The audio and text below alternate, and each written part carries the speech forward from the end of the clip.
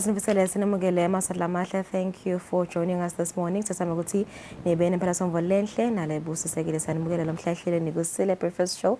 Kamalami ngingulungelele Makakula. We on the 20th day of this month umnyaka ngo-2023. Kusele kancane nje ukuthi sale singena emnyakeni lomusha wa 2024. Very good morning and welcome to the show. Kukumbuta ukuthi you can also watch us on our YouTube page Eswatini TV. I'm with my co-host Umnguni Shumnakbili. How are you this morning? Mfambeni before nje sicethe umnyaka kutafuna ukuthi sendlule enyangeni lenkulu kunadodonke inyanga temnyaka. The 12th month. December. Yeah. December, the most important month.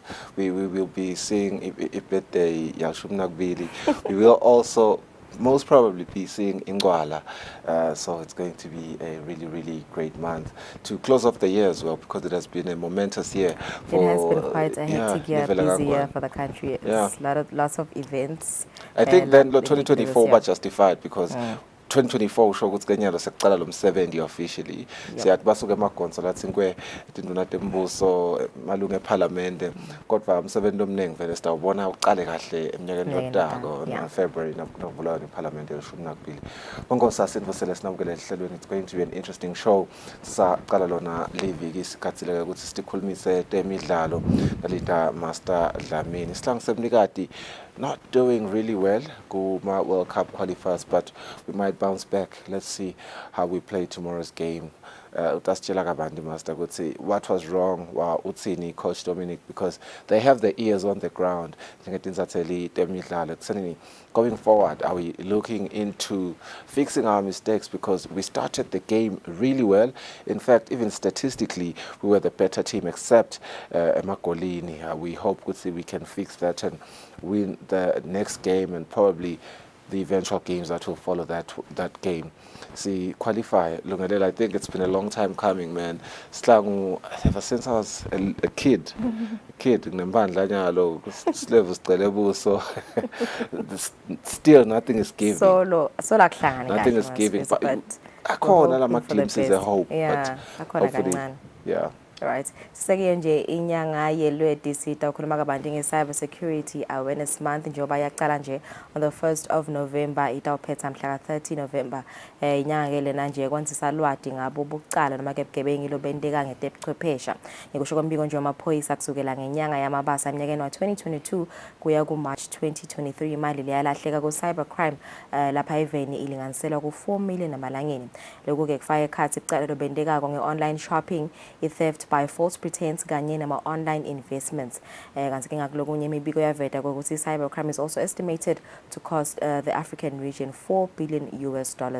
We'll be joined by Consumer Affairs Manager Fisiwe Velane losuka elibandleni letekuchumana Eswatini Communications Commission. Kukhuluma kabanti nje ngato letindzaba letinokuthi ngabe sive semaswati singativikela kanjani ikakhulukazi sitawati ukuthi vele lobugebengu lobubendeka kakhulu kuletikhathi leti lapho sekusonzele emaholide akhismusi la tigebengu tibona opportunities ukuthi bangakhona ukugebenga bamfuso besinayo. She'll be joining us via Zoom at 6:30. Kanti ke kumanje asibukele thamba embili kumaphephandzaba.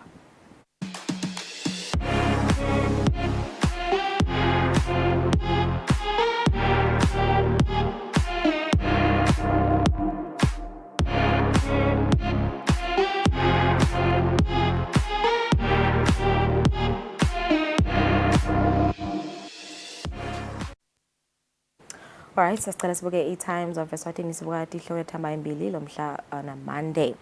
Probe after some health officials paid COVID-19 allowance.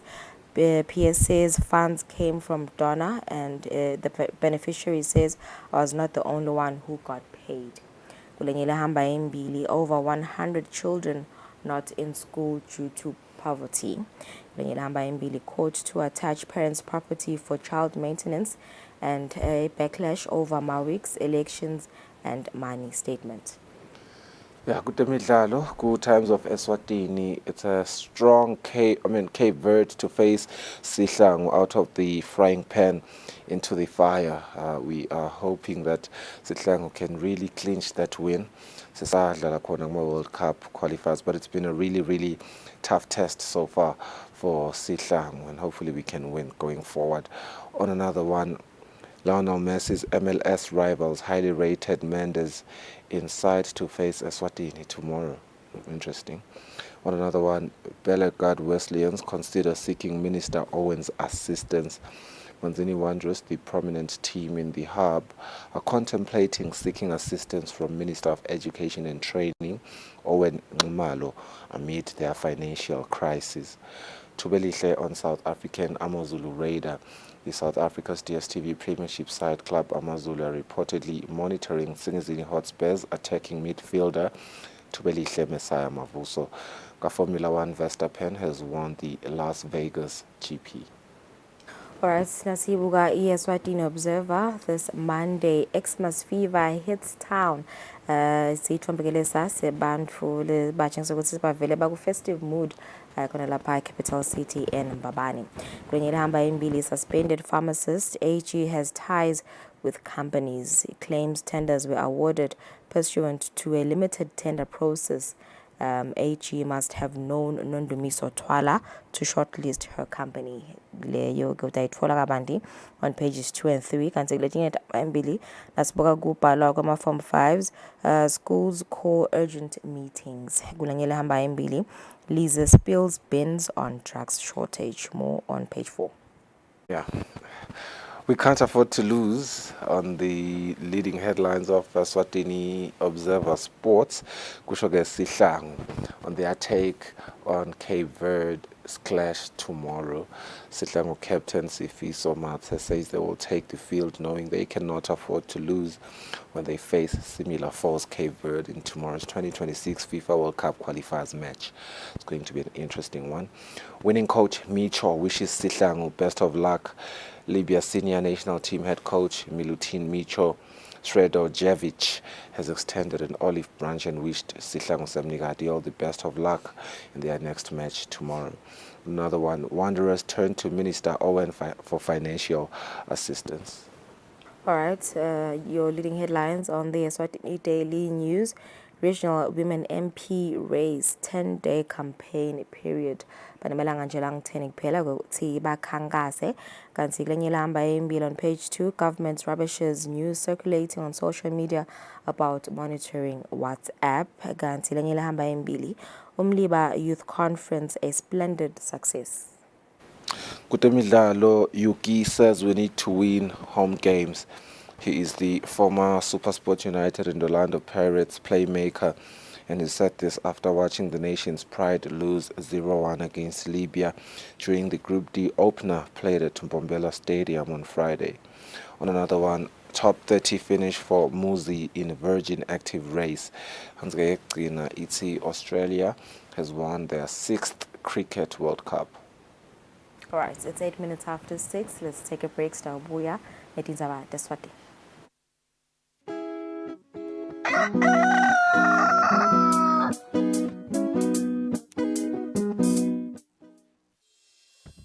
Umsakazo wetithombe iEswatini TV utibophelele kuhlonipha nekulandzela umgomo wetekusakata loweluswe libandla letekuchumana eVeni. Ngephansi kwalomgomo sitimisele kusakata tindzaba letiya ngaleso sikhatsi tindzaba letide emagama lacosheme letitsembekile letitsintsa tonke tinhlangothi naletisebaleni kusukela kutepolitiki, tetemphilo, tekulima, tetinkantolo netemhlaba wonke jikelele. Siniletsela tindzaba njengoba tinjalo ngaleso sikhatsi letenteka ngaso. Kanzi kulomsakato siphindze sikulethele lonke luhlobo lwetemidlalo kusuka emidlalweni welibhola letinyawo kuye emidlalweni ledlalelwa ematafuleni kanye naleto letichamuka ngaphandle kwakuleli. Leti tindzaba lowutiletselwa ngumsakazo wetithombe iEswatini TV.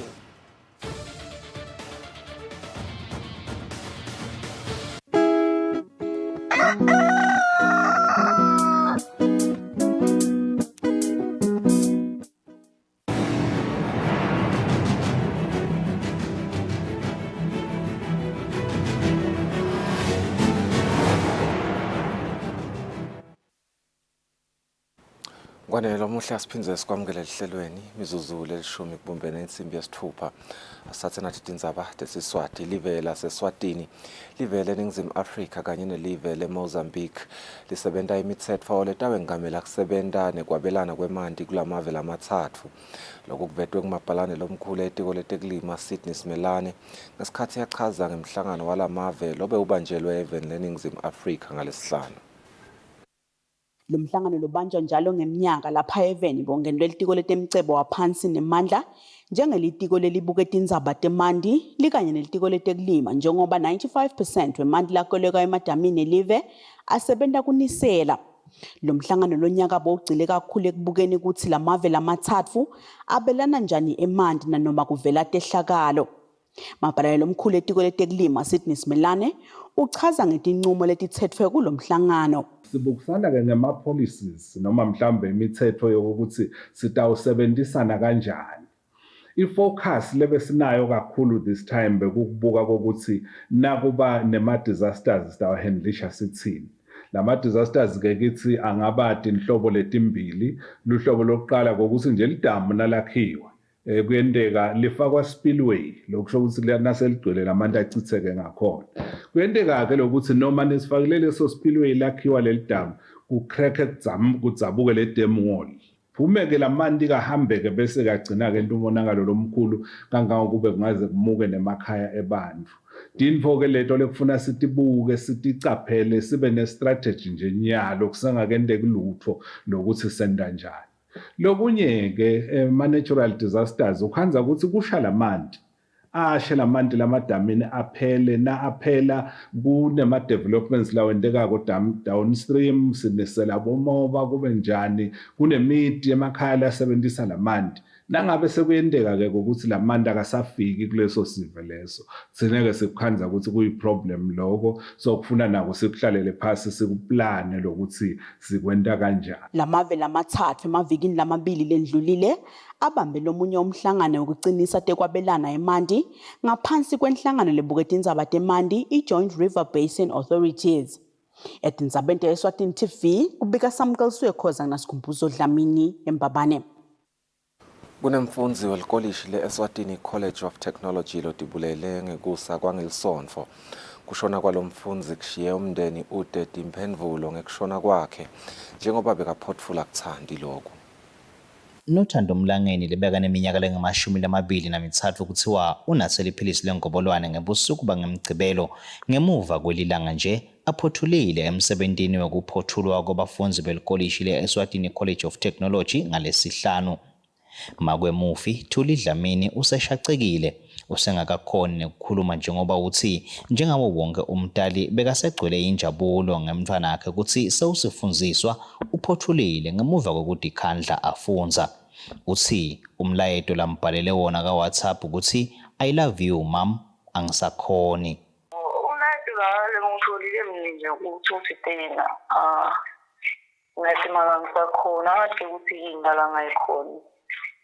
Abengasilo umuntu wesandla ukukhuluma enkinda abacacele ngasisho lathanda ukuthi khuluma angadile nginga ukuthi yini abengekho kimenti nakwendeka lento laseMbabane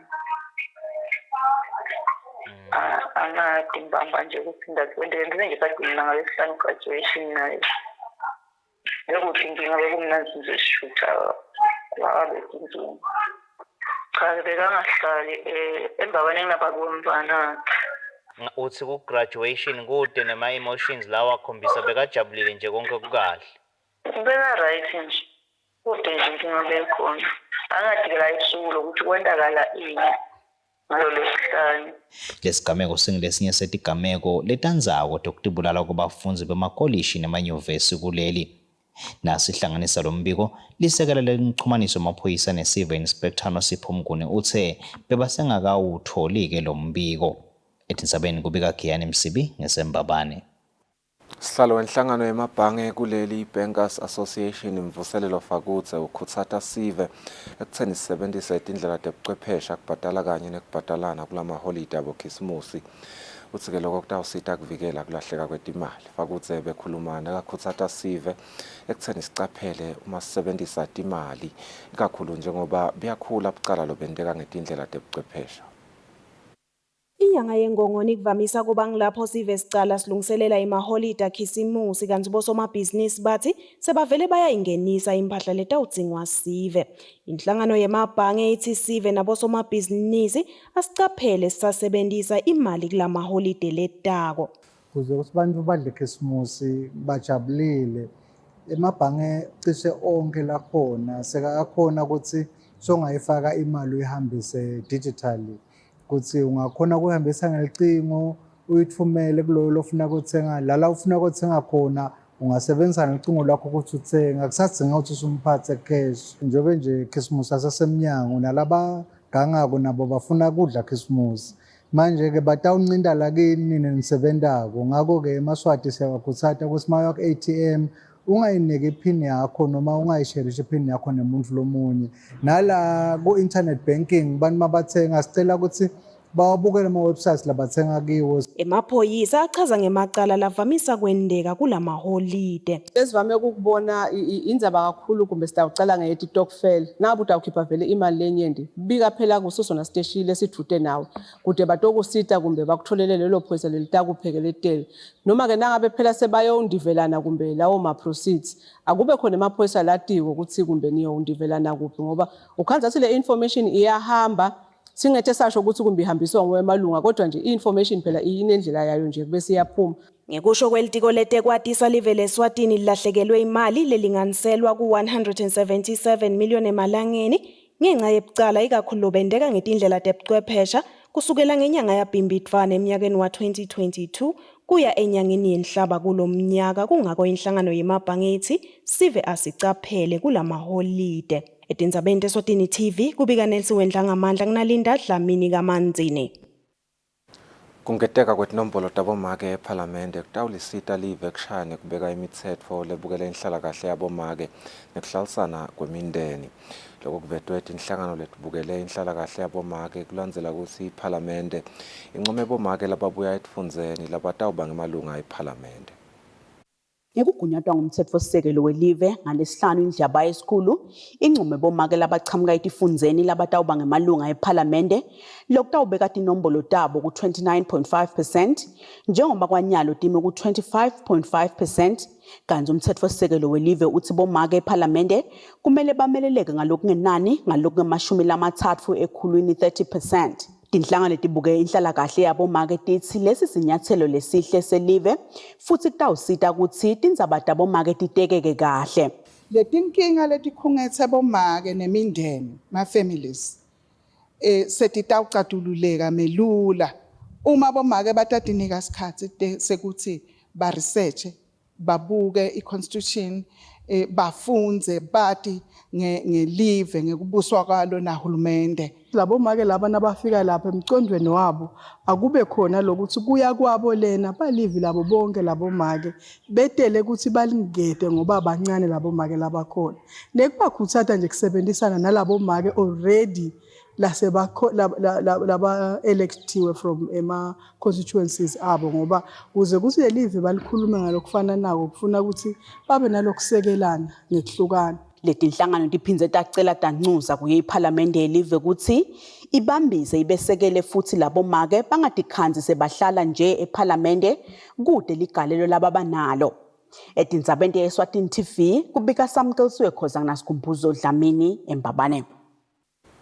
Leyo bekalilunga lePhalamende laseMathanjeni South Bomba Mamba usele nalokugcoke emtimbeni kulandzela kushiselwa indlu yakhe bantu lebathathe nalokungekhathe endlini. Mamba uthi ke akade ukuthi uphoce bani ngani kude kwendekele sigameko.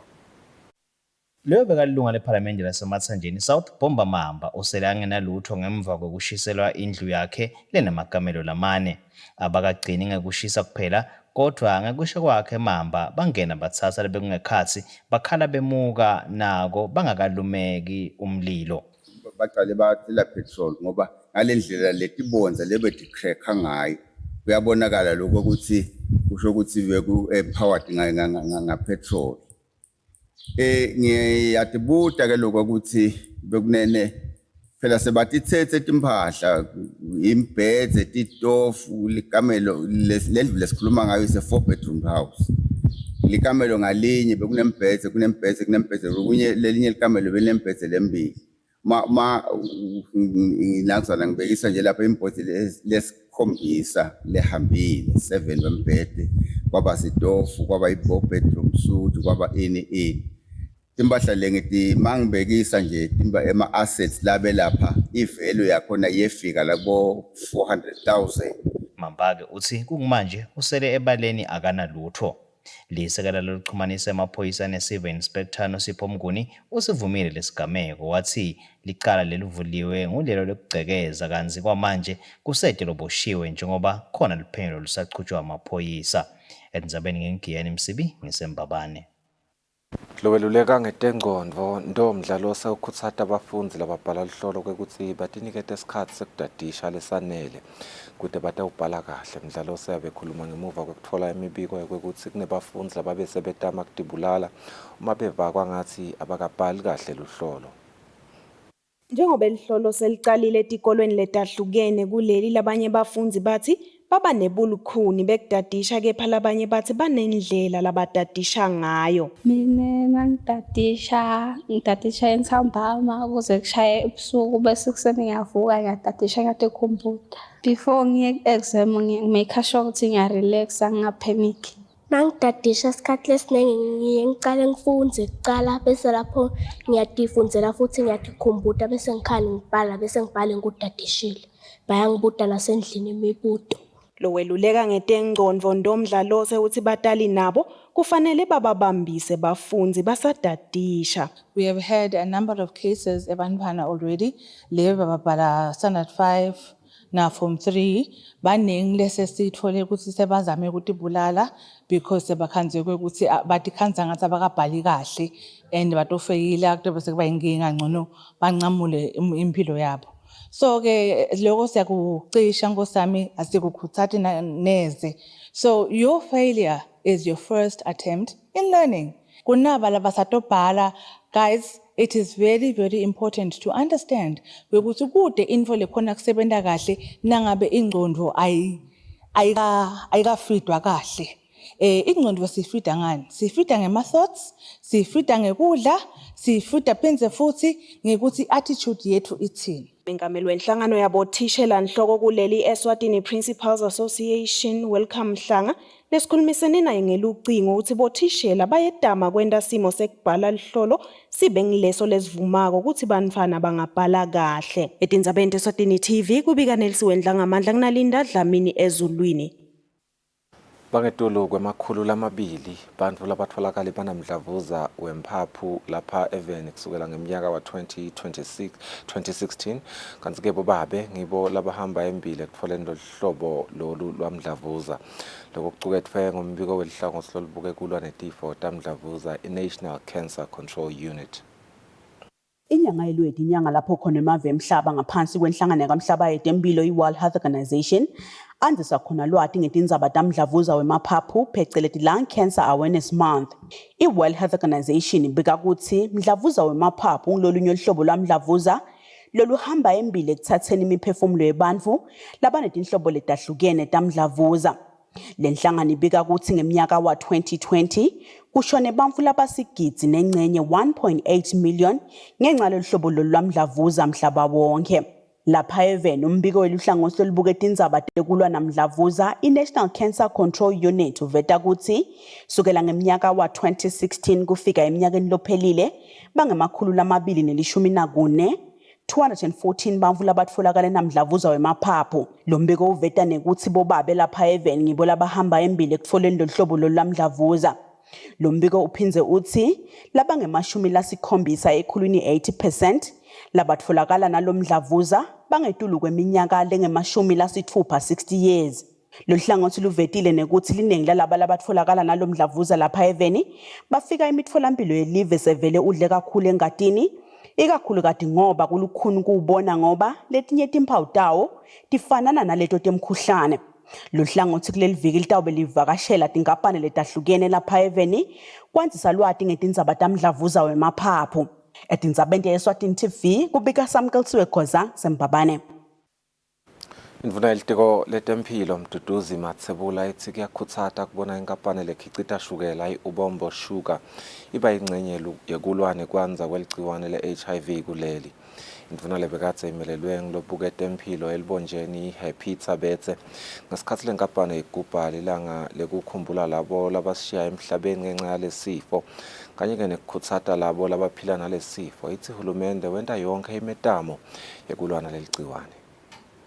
Happy Tabetse lebekadzamele indvuna yetempilo ukhutsata inkampani i-Ubombo Sugar ukuthi ichubeke nekucinisa tinhlelo tayo kusita labo labaphila nalesifo kanye nekuthi lusito loluphathelene naso lutfolakale melula etisebentini tayo lenkampani kanye nalabo labalidingako.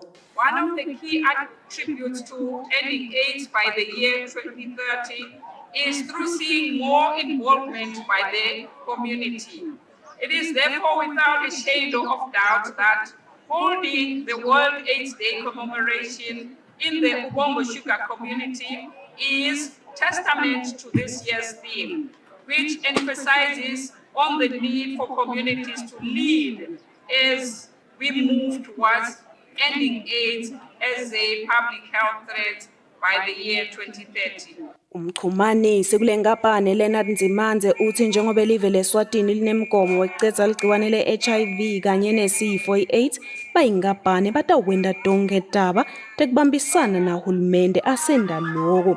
Uchubeka uthi wonke umuntu kufanele akwente insayeya kwesekela labo labaphila nalesifo kute bativele bayingcenye yelive leSwatini. We must invest in health and well-being of our communities and ensure that everyone has access to the care and support they need. Ngekusho kwelicwaningo lwaShims 3 lehlile ngeminyaka wanga-2021 nalicathaniswa neminyaka wa-2016, linani lebantfu labaphila naleligciwane kuleli lasuka ngetulu kancane ku-27% lefika ku-24%, lokuyinkhomba yekwekuthi live leSwatini liyachubeka nekwenta kahle etindzabeni tekulwa naleligciwane. Etindzabeni teSwatini TV kubika Nelisiwendla ngamandla titfombe tibuya ka-Ubombo Sugar.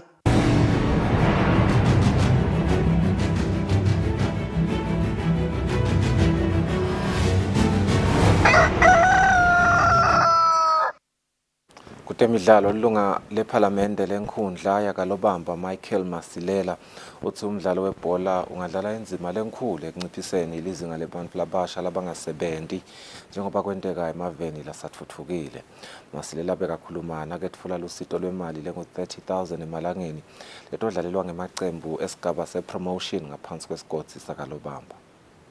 Emacembu emidlalo webhola esifundza sakahoho ngaphasi kwesigodi sakalobamba bese kuphela iminyaka lengetulu kwalemithathu badlala kapromotion ngaphandle kokusekeleka ngetimali. Kodwa-ke konke lokho sekuphelile njengoba lilunga lephalamende lenkundla yakalobamba Michael Masilela selisekele lesigodzi ngemali engu-30,000 emalangeni.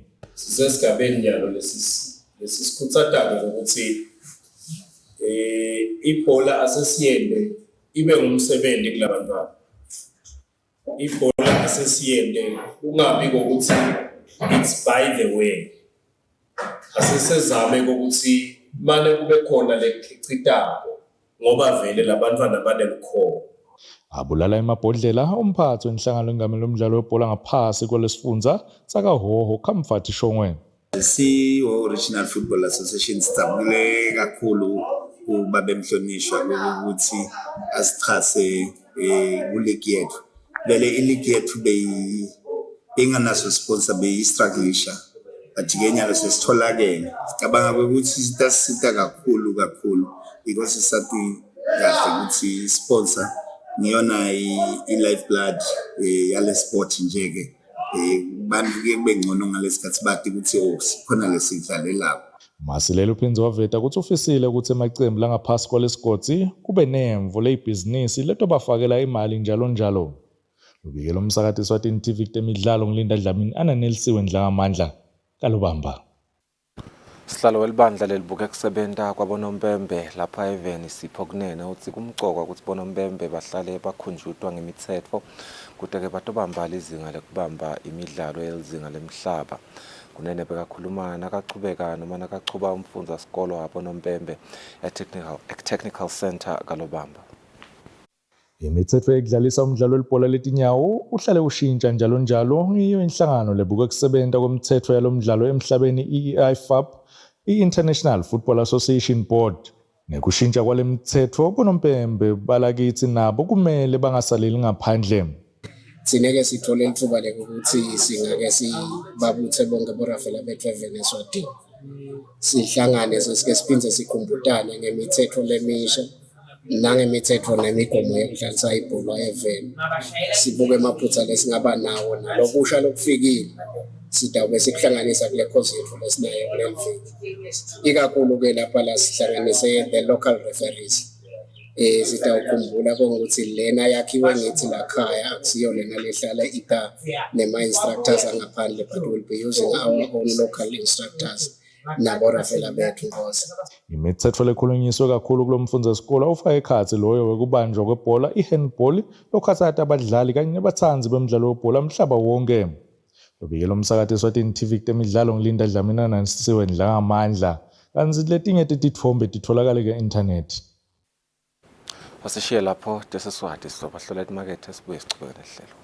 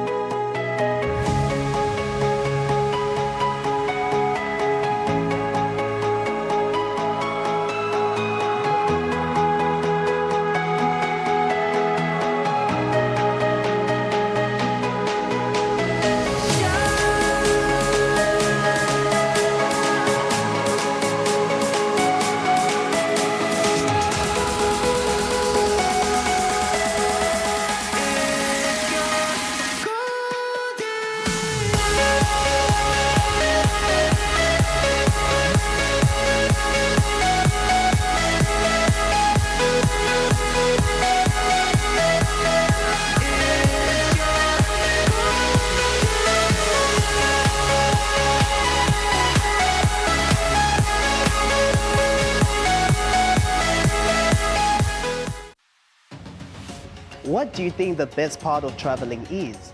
Is it the food, or is it the conversation, or is it the sights and sound? If you're ready to explore, we are ready to show you the best way how.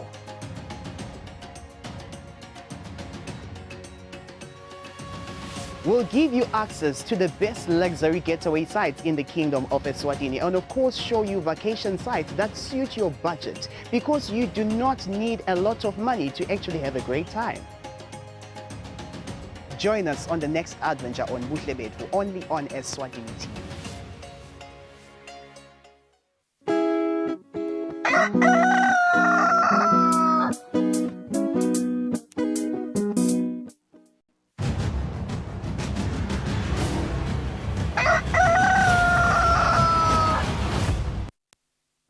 Welcome back. Savusela na ulo sanza kusivulela as mentioned earlier ukuthi sidaba esikhuluma kabanti nge-cyber security awareness month lecala mhla ka-1 kuya kumhla ka-30 November. Inhlangano ke i-Eswatini Communications Commission ebambisene nelitiko le-ICT kanye netinye tinkampani namabhange bagubha le nyanga lana ngekuthi banzise lwati ngebugebengu lobenteka ngetebuchwephesha. Sibonile ke imibiko ivele ukuthi live leSwatini lilahlekelwa digitsigitsi temalanga emalangeni ngabo lobu gebengu loku. Ngekusho nje kombiko wamaphoyisa kusukela ngenyanga yamabasa eminyakeni wa 2022 ya ku March 2023 imali leyalahleka ku cybercrime lapha eveni ilinganiselwa ku 4 million emalangeni na 7 live kade le-Africa nalo lelahlekelwa imali khona ngebobugebengu bebuchwephesha.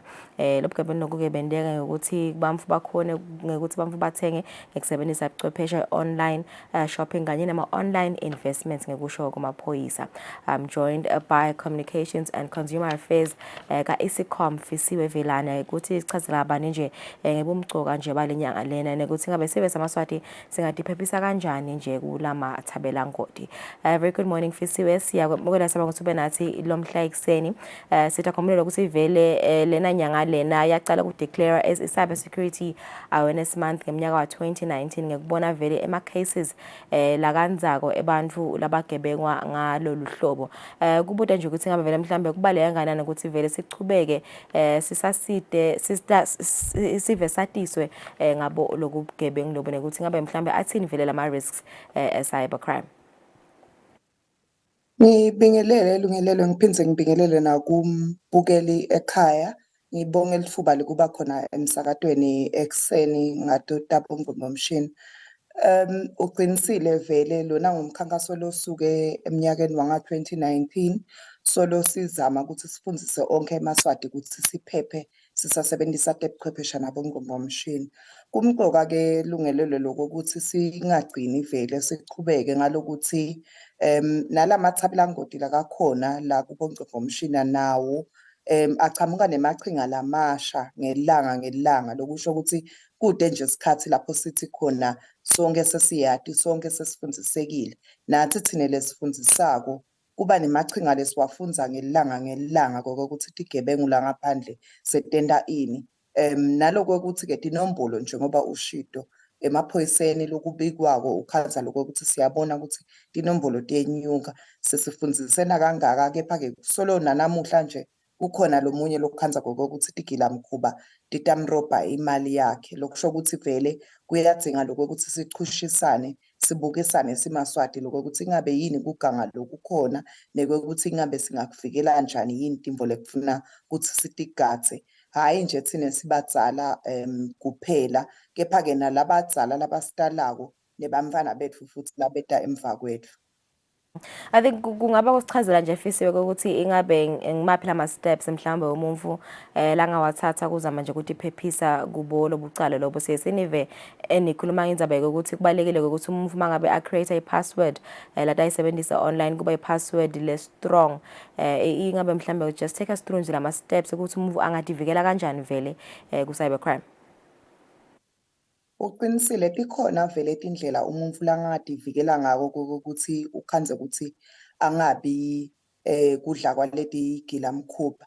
Kwekucala nje ngiyo indzaba lo ikhulumako yema passwords lokuthi kuyadzinga ukuthi tincingo tetfu ibongqombomshini bethu konke sikhone lokuthi manje ke sikuvikele ngekufaka ema passwords la kagcinile. I-password legcinile ke angeke kuze kube ligama lami, angeke kube ligama lemfanami, angeke kumbe kube lilanga lami lekutalwa. I-password legcinile siye sithi thina siyadzinga lokuthi ikhombise indlela letihlukahlukene lokusho ukuthi kumbe ibe nanaku lebathi capital letter iphindze futhi ibe nanaku lesithi small letter iphindze futhi ibe nenombolo iphindze futhi ibe necharacter.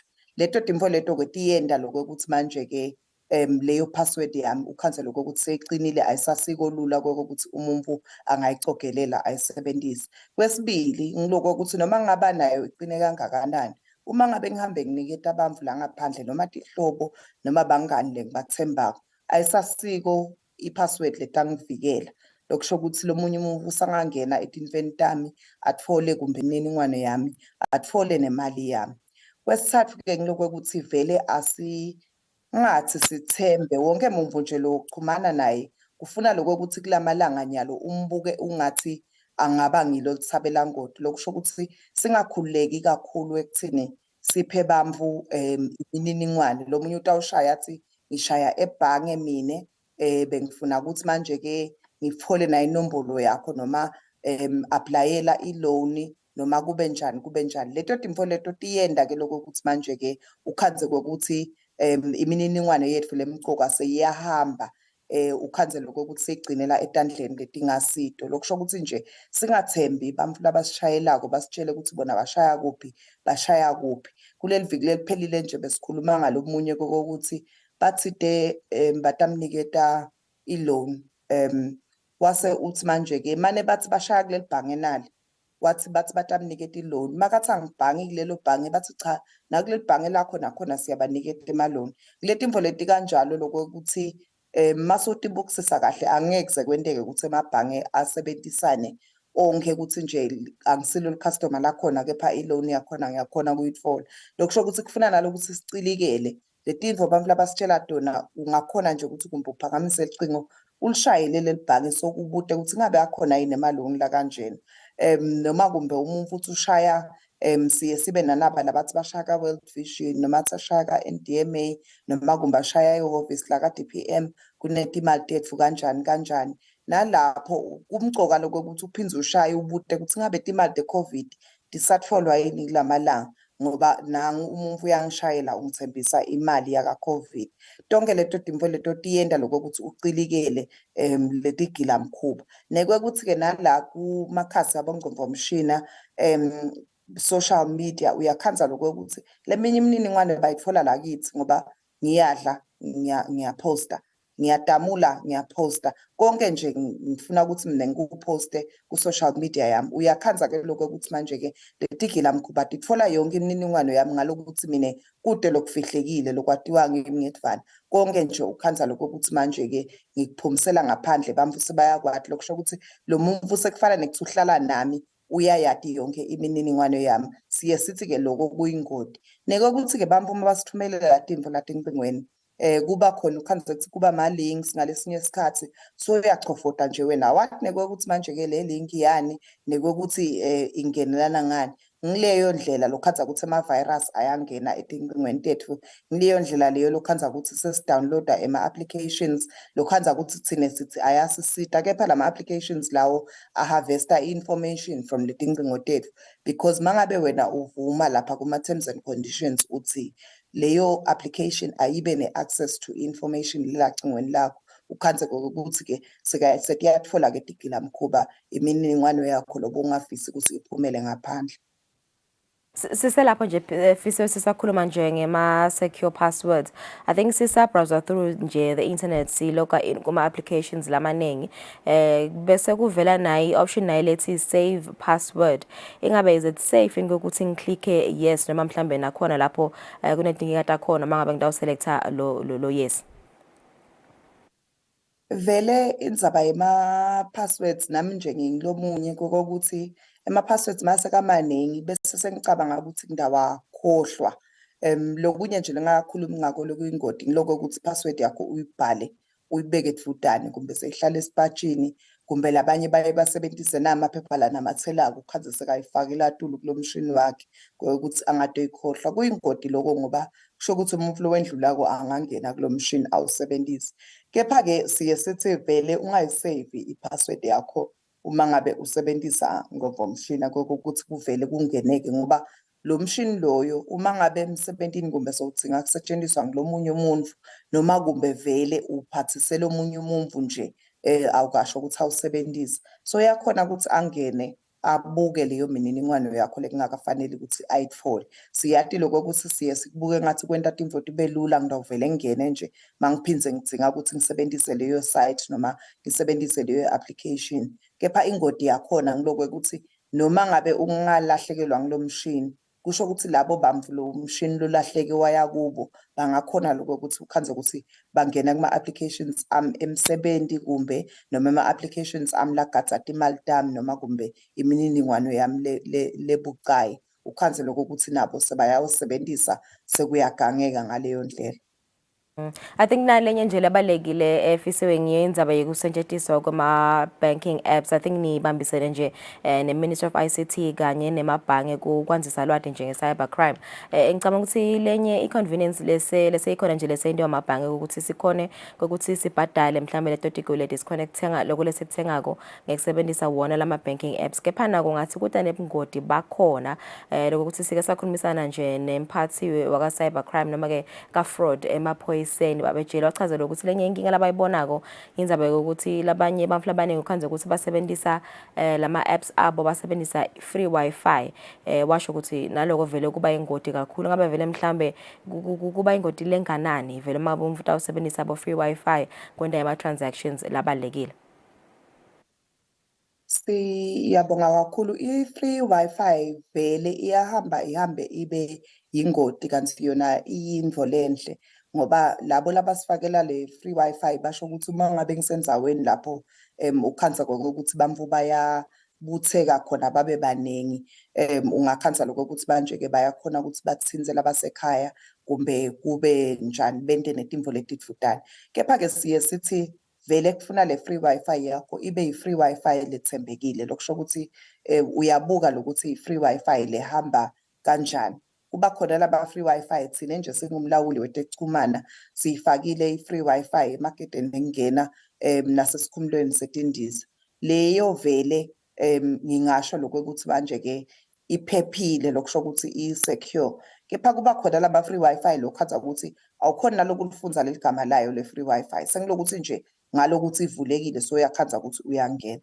Naloko ukuthi ke noma ngabe ungene kulena lokucabanga ukuthi uyayithemba esikhathini lesiningi siye singagcugcudeli lokuthi usebenzise tinvo lokungakhanza kokuthi manje ke ngathi tibucayi kuwe lokusho ukuthi nje ukhanza sosebenzisa libhange ukhanza ukuthi sosebenzisa timvo tekuthenga lapho utawufaka khona details akho elikhadi kumbe i-credit card ngalokuthi vele ungakhanza ukuthi bathabela ngoti ayakhona lokho ukuthi manje ke abese ayithatha leyo mniningwane yakho. Kepha ke kumbe nje ngithi ngakuthumela umlayeto ekhaya ngibatshele ukuthi sengifikile noma kumbe ngibatshele ukuthi ini ngitfolile edolobheni lokho ungakhona ukuthi ukwenze vele asiye singafevi lokho ukuthi ukhanze ukuthi so ungenisa lenye lolunye lwati kumbe lolubucayi usebenzisa leyo free wifi ngalokuthi vele akhona lama aerial alamathisabela ngoti longakhanza ukuthi aseyayibutha lemniningwane yakho tinombolo takho telikhadi setihleli kulomunye umuntu noma kumbe leyo password yakho yasebhange ne username ukhanze ukuthi sekungene kulomunye umuntu so ungakhanza ukuthi uyakhona ukusebenzisa nangaphambilini. I think kunalenye nje mhlambe le nihlale nikhuluma ngayo Facebook. I think sinibonile nje solo ni poster lama awareness campaigns ni poster mo social media pages enu niphenze nikhulume nge multi factor authentication. I think sikubone nje naka WhatsApp now ucala ukuvula nje WhatsApp kuyakutshengisela ukuthi ungakhona ukuactivate i two factor authentication. Ingabe vele lokho kuyasida indvelo kuza manje ukuprotecta I data yakho. Siyayishumayela vele indzaba ye-multi-factor authentication. Siye sithi isita kokuthi noma ngabe sekube nesiphosiso noma kumbe sotikhanza ukuthi so kwendekile loyo muntu loyo lomunye watfola lucingo lakho noma watfola ngomshini yakho. Kukhona timvo lakangeke aze akhone ukuthi achubeke atende. Ngiyabekisa nje bengisebenzisa i-banking app yami kumbe ngiyisebenzisa ngomshina wami. Kukhona umlayeto le ngitabe sengiyawutfola lothi angichafade lutho ecingweni lami kuze kuthi le mali iqhubeke ihambe noma ngabe yini le bengiyithenga. Lokho kuyasita ngalokuthi uma ngabe akusimi noma uma ngabe angikho lapho kwenteka khona lokho ukuthi manje ke kuthengwe ngale account yami kumbe kuleso store lengidinga ukuthi ngithenge kuso angeke kuze ihambe le mali angeke ichubeke leyo transaction. So vele multi-factor thina siyamgugudela ukuthi nala ku WhatsApp wakho noma ngabe ngingenile sibe nato digigaba ukuthi ukhanze ukuthi umuntu ulahlekele licingo mabangena ku WhatsApp wakhe basendele ama contacts indzaba ukuthi lana ngistranded ngiseThekwini ngicela umane ungithumelele imali ngilahlekelwe ikhwama tami kumbe kwenteke lokhu nalokhu. Ukhanze lokho ukuthi vele mangimtfola lo WhatsApp asuka uwelungelelwe nami ngiyasho ukuthi seyikwazi wavelelwa inkinga lungelelwe ukhanze ukuthi manje-ke sengiyayithumela leyo mali kuleyo bank account lebanginiketa yona. Kanti kulo multi-factor noma ngabe leli cingo lakho lingalahleka alithole lo muntu angeke azakhone ukungena etindzaweni leti njengalabo WhatsApp, leti njengalabo banking app wakho, leti njengatintfo nje ukhanza ukuthi vele tiba nemininingwane lecondzene nawe noma kumbe lefihlekile. Siyamkhuthata nje multi-factor ukuthi vele simjwayele wona bese ubukeka ngathi ungumsebenzi ngoba ukhanza ukuthi sengiyathenga lana icingo lami kumbe lisekamerweni sekufuna ukuthi ngihambe ngiyolilanza nalo ngitolichafata. Kepha-ke kuyenda lokho ukuthi manje-ke ukusite lemvo leyo. Noma ngabe ungakhanza ukuthi ubanjwe ngilaba labaye bahambe nawe emshinini bathi khokha la utawukhanza lokho ukuthi manje-ke awukhoni ngalokuthi vele kukhona lapho kumele ukuthi uphindze uthinze khona kuze kuthi iphume le mali. So ngakhanza lokho ukuthi sekuyakuphephisa-ke noma ngabe utikhanza sowusembinjini ngalenye ilanga. Alright, no, ngiyavakala sibonga kakhulu ofisiwe. Sibonge ukuthi uyachubeka solo niyachubeka kaningi esikhom solo nanzisa lwati ngebugebengu be-cyber crime bese icitha khulumisana na-Consumer and Communications Affairs Manager khona ka-Esicom Fisiwe Vilani. Sikhuluma kabanti nje nge-Cyber Crime Awareness Month iyaphetha-ke mhla ka-30 in November. Siyitabathola emakethe sisabe ne-traffic update.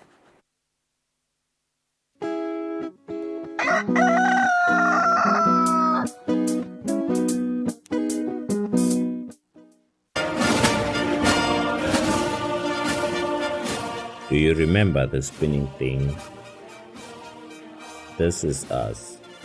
This picture represents what we did. We were there when coronavirus wreaked havoc in our population. Together with other stakeholders, we formed the first line, controlling the spread of the unknown and unseen enemy of the people. Anxious ourselves, we collected dead bodies countrywide. At the time when no one wanted to come near dead bodies of loved ones, we did care for our fellow citizens. Thank you, the people of Eswatini and teams of first responders.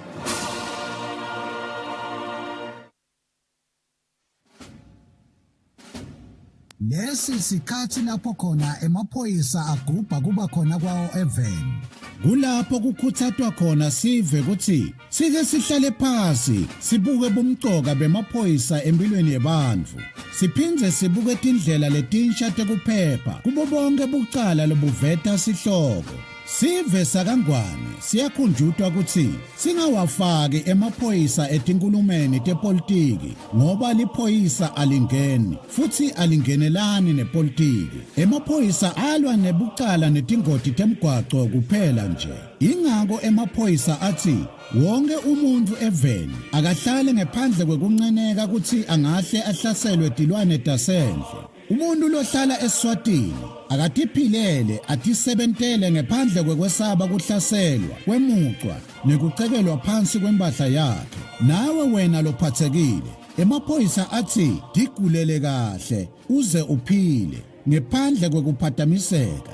Lokungenteka ngekuthi tidlova tingene tihlasele labo labakunakekelako kuleyo ndlu. Sivele sihlakaniphile nguleso lesiphakamisa kusebenta kwemaphoyisa nabo bonke labalwa nebucala. Ngale kwaloko timbungushe tiyawuwangenela emazinyane kungenamuntu ekhaya. Lo mlayeto niulethelwa ngemaphoyisa embube abambisene nomsakato wetithombe.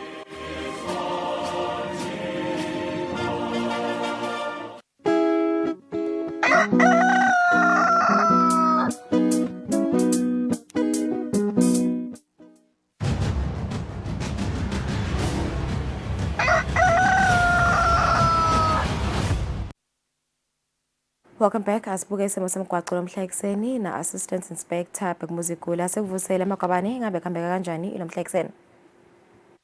Angikuvusele Thombeni ekuseni ngivusele umbukelo welihlelo uyashisa ikhipha umkhovu yetsheni kepha-ke nakube kunjalo siyawujinge sibakhuthaze bashayeli awube kunene yena siqiniseko sekuthi-ke utinikile isikhathi lesanele sekuphumula kwatise ukuthi nalishisa kangaka kuba lula ukuthi umtimba ugcine mhlawumbe udzinwa noma ke ukhathala emgwaqweni sithi ke phumula wenze isiqiniseko sokuthi ke uthatha leyo moto lo ulungele kuhamba khona emgwaqweni ungilophilile kanti ke emigwaqweni yethu nasibuka umthamo wethu moto lo so uphakeme emigwaqweni lemikhulu lapha indasi nje kumathapha nawusuka lapha kubondlunganye ubheka khona lapha ku His Majesty's Correctional Services uhamba ngemgwaqo lo MR31 umthamo wethu motolo nowalabo labahamba ngenyawo uyabonakala siphakeme sibili nakuletinye ke tifunza lapha indasi enshiselweni nawubheka khona lapha kubomahamba etulu kaHoho nakuletinye ke tifunza bekunene asekhumbuleni ukuthi lokuphakama kwemthamo wethu motolo kusho ukuthi umshayeli ngamunye akashayele aqaphelisise emgwaqweni anakisise tona ke timpawu temgwaqo nokuhlonipha ke lomunye ke lo sebenzisa ke wona umgwaqo kanti etibaneni tethu temgwaqo edolobheni elikhulu leMbabane tibane leti lapha eceleni kwasesibhedlela solo athi 7 leto tibane leto nalongena noma uphuma edolobheni laseMbabane ubuka khona lapha kubomangwaneni lapha esikolweni lesikhulu seMbabane Central umgwaqo solo uyalungiswa lapho kusozisa road la sibona khona imoto lotiniketana wona ke emathuba kwatise ukuthi ke kunaleyo stop and go sijinge sibahloniphe labo labalawula kona ke kuhamba kwato ke timotolo kule yangcingwana leya kanti ke nawukhuphuka inthaba yakumalabhwane nayo iyahambeka bekunene solo ukanexile emaphoyisa lapha etulu nawuyithatha kwehla lapha kule cooling station la kuma khona tincola letinkulu asijinge siqizelele bekunene ukuthi kulabo labahamba ngeimoto lesincane asilinciphise litubane wena isiqiniseko sokuthi ke ugcina sekudla ngaso sonke isikhathi usasonzela kule yake cooling station kanti ke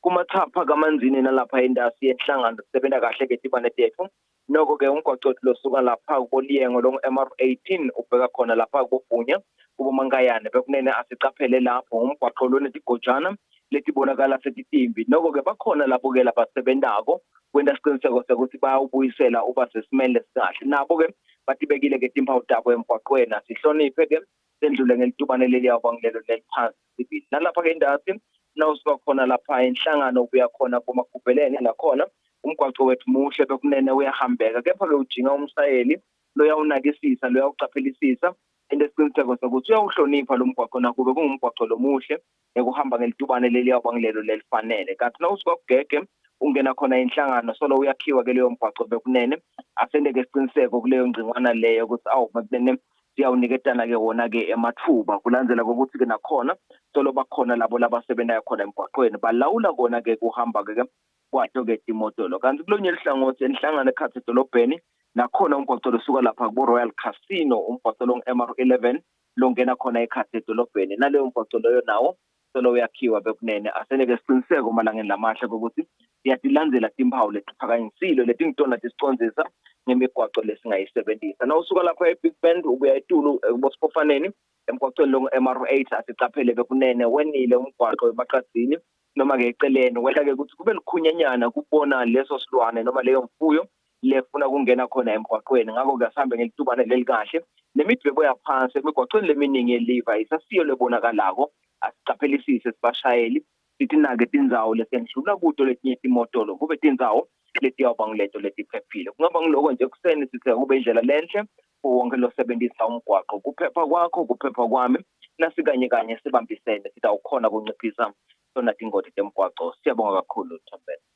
Sibakhulukule sikusiniketa loyo mbiko lomhla ekseni sasel khefu nasibuya sasathatha indzaba deswati nema international news.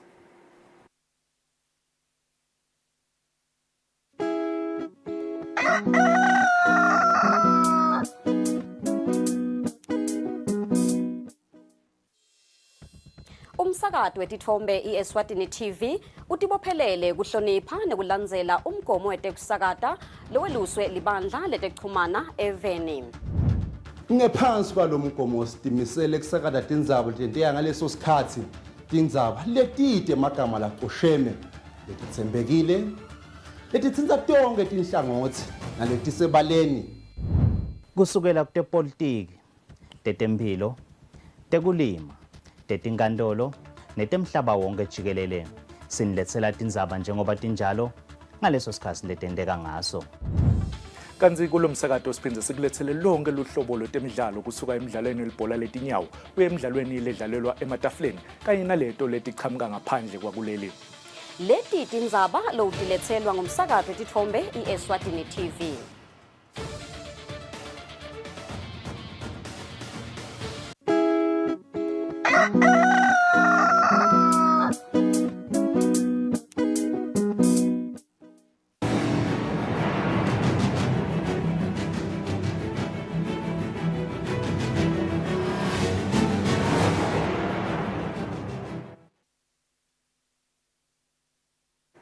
Asifundise senemukele na Didi Nzaba.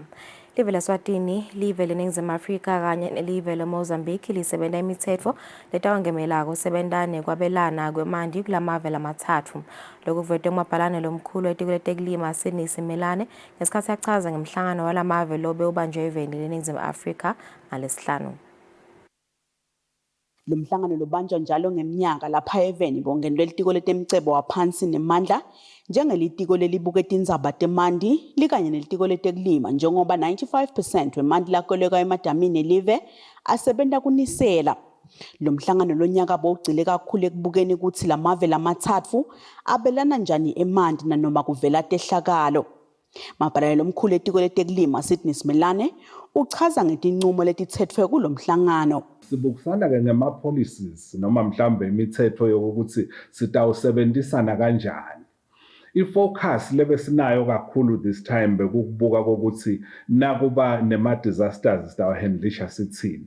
Lama-disasters-ke kithi angaba inhlobo letimbili. Luhlobo lokuqala kokuthi nje lidamu nalakhiwa kuyenteka lifakwa spillway lokusho ukuthi naseligcwele lamanti achitheke ngakhona. Kuyenteka-ke lokuthi noma nisifakile leso spillway lakhiwa leli damu kucrack kudzabuke le dam wall. Phume-ke lamanti kahambeke bese kagcina-ke umonakalo lomkhulu kangangokube kungaze kumuke nemakhaya ebantfu. Dinfo-ke leto lekufuna sitibuke siticaphele sibe ne-strategy nje nyalo kusengakenteki lutho lokuthi senda njani.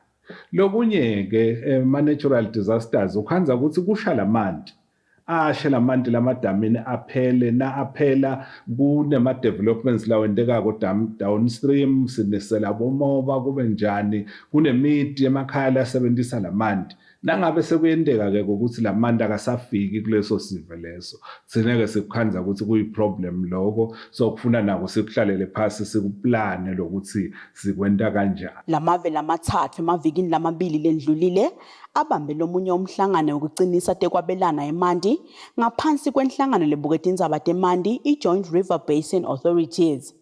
Etindzabeni Eswatini TV kubika Samkeliswe Khoza nasikhumbuzo Dlamini eMbabane. Kunemfundzi welikolishi le-Eswatini College of Technology lotibulele ngekusa kwangelisondvo. Kushona kwalo mfundzi kushiya umndeni udede imphendvulo ngekushona kwakhe njengoba bekaphotfula kuthandi loku. Nothando Mlangeni lebeka neminyaka lengama-23 kuthiwa unathela iphilisi lengobolwane ngebusuku bangemgcibelo ngemuva kwelilanga nje aphothulile emsebentini wokuphothulwa kwabafundi belikolishi le-Eswatini College of Technology ngaleSihlanu. Makwemufi Thuli Dlamini useshacekile usengakakhoni ukukhuluma njengoba uthi njengawo wonke umntali bekasegcwele injabulo ngemntwana wakhe ukuthi sewusifundziswa uphothulile ngemuva kokuthi ikhandla afunza. Uthi umlayeto lambhalele wona ka-WhatsApp ukuthi I love you mom angisakhoni. Umlayeto ngale ngitholile mina nje ukuthi tena ngathi mangisakhona ngathi ukuthi ingala ngayikhona. Abengasilo umuntu wesandla ukukhuluma indaba zakhe ngasisho lathanda ukuthi khuluma angadile nginga ukuthi yini abengekho kimendlini nakwendeka lento lekaSembabane angadi mbamba nje ukuthi ndakwendele nje kadinga ngaleSihlanu graduation nayo lokuthi nginga bekumnanzi nje shutha wabe kinzima cha bekangahlali Embabane nginabakomntwana. Uthi ku-graduation kude nema-emotions lawa akhombisa bekajabulile nje konke kukahle. Beka right nje kude nje inkinga bekhona angadikela isuku lokuthi kwendakala ini ngalo leSihlanu. Lesigameko singilesinye setigameko letandzako tokutibulala kwabafundi bemakolishi nemanyuvesi kuleli. Nasihlanganisa lo mbiko lisekela lenixhumaniso maphoyisa nesive inspector noSipho Mnguni uthe bebasengakawutholi-ke lo mbiko. Etindzabeni kubika Giyani Msibi ngeseMbabane. Sihlalo nhlangano emabhange kuleli Bankers Association mvuselelo ufaka ukuthi ukuthatha sive ukuthi sisebenzise izindlela tebuchwephesha ukubhadala kanye nokubhadalana kulamaholide abokhisimusi letako kuvikela kulahleka kwetimali. Faka ukuthi abekhulumana akakuthatha sive ukuthi sicaphele nasisebenzisa imali kakhulu njengoba buyakhula bucala lobendeka ngetindlela tebuchwephesha. Inyanga yengongoni kuvamisa kuba ngilapho sive sicala silungiselela imaholide akhisimusi kanti bosomabhizinisi bathi sebavele bayayingenisa impahla letawudzingwa sive. Inhlangano yemabhange ithi sive nabosomabhizinisi asicaphele sisasebenzisa imali kulamaholide letako. Kuze ukuthi abantu badle ikhisimusi bajabulile. Emabhange cishe onke lakhona sekakhona ukuthi songayifaka imali uyihambise digitally. Kuthi ungakhona ukuhambisa ngelicingo uyithumele kuloyo lofuna ukuthenga lala ufuna ukuthenga khona ungasebenzisa ngecingo lakho ukuthi uthenga akusadinga ukuthi usumphathe cash njengoba nje ikhisimusi asesemnyango nalaba gangako nabo bafuna kudla ikhisimusi manje ke batawuncinda la kini nisebenzako ngakho ke emaswati siyawakhuthaza ukuthi mayo ku ATM ungayiniki iphini yakho noma ungayisharisha iphini yakho nemuntu lomunye nala ku internet banking bantu mabathenga sicela ukuthi bawabukele ama websites labathenga kiwo. Emaphoyisa achaza ngemacala lavamisa kwendeka kulamaholide. Esivame ukubona indzaba kakhulu kumbe sitawucala ngeTikTokfel nabu utawukhipha vele imali lenyendi bika phela kusosona steshile sithute nawe kude batokusita kumbe bakutholele lelo phoyisa lelitakuphekeletele noma ke nangabe phela sebayondivelana kumbe lawo ma proceeds akube khona emaphoyisa latiwe ukuthi kumbe niyondivelana kuphi ngoba ukhanza sile information iyahamba singethe sasho ukuthi kumbe ihambiswa ngowemalunga kodwa nje information phela inendlela yayo nje bese iyaphuma. Ngekusho kwelitiko letekwatisa live leSwatini lilahlekelwe imali lelinganiselwa ku-177 million emalangeni ngenxa yebucala ikakhulu lobendeka ngetindlela tebuchwephesha kusukela ngenyanga yaBhimbidvwane eminyakeni wa-2022 kuya enyangeni yenhlaba kulomnyaka kungako inhlangano yemabhange ithi sive asicaphele kulamaholide. Etindzabeni teSwatini TV kubika Nelson Wendlangamandla kunalinda Dlamini kaManzini. Kungeteka tinombolo tabomake ePhalamende ekutawulisita live ekushaya nekubuketa imitsetfo lebukele inhlalakahle yabomake nekuhlalisana kwemindeni. Lokhu kuvetwe tinhlangano letibukele inhlalakahle yabomake kulandzela ukuthi iPhalamende income bomake lababuya etifundzeni labatawuba ngemalunga ePhalamende. Ngekugunyatwa ngumtsetfosisekelo welive ngalesihlanu indaba esikhulu incume bomake labachamuka etifundzeni labatawuba ngemalunga ePhalamende lokutawubeka tinombolo tabo ku-29.5% njengoba kwanyalo time ku-25.5% kanti umtsetfosisekelo welive uthi bomake ePhalamende kumele bameleleke ngalokungenani ngalokungemashumi ekhulwini 30%. Tinhlangano letibuke inhlalakahle yabomake tithi lesi sinyathelo lesihle selive futhi kutawusita ukuthi tindzaba tabomake titekeke kahle. Letinkinga letikhungethe bomake nemindeni ma-families setitawucatululeka melula uma bomake batatinika sikhatsi sekuthi ba-research babuke i-constitution bafunze bati ngelive ngekubuswa kwalo nahulumende. Labo make laba nabafika lapha emcondweni wabo akube khona lokuthi kuya kwabo lena balivi labo bonke labo make betele ukuthi balingede ngoba abancane labo make labakhona nekubakhuthatha nje kusebenzisana nalabo make already laba electiwe from ema constituencies abo ngoba kuze kuthi lelive balikhulume ngalokufana nako kufuna ukuthi babe nalokusekelana ngekuhlukana. Letinhlangano tiphinze tacela tancuza kuye iPhalamende yelive ukuthi ibambise ibesekele futhi labo make bangatikhanzi sebahlala nje ePhalamende kude ligalelo lababanalo. Etindzabeni yeSwatini TV kubika Samkelsiwe khoza nasikhumbuzo Dlamini eMbabane. Loyo bekalilunga lePhalamende laseMathanjeni South Bomba Mamba usele nala kugcoke emtimbeni kulandzela kushiselwa indlu yakhe bantfu labathathe nalokungekhatsi endlini.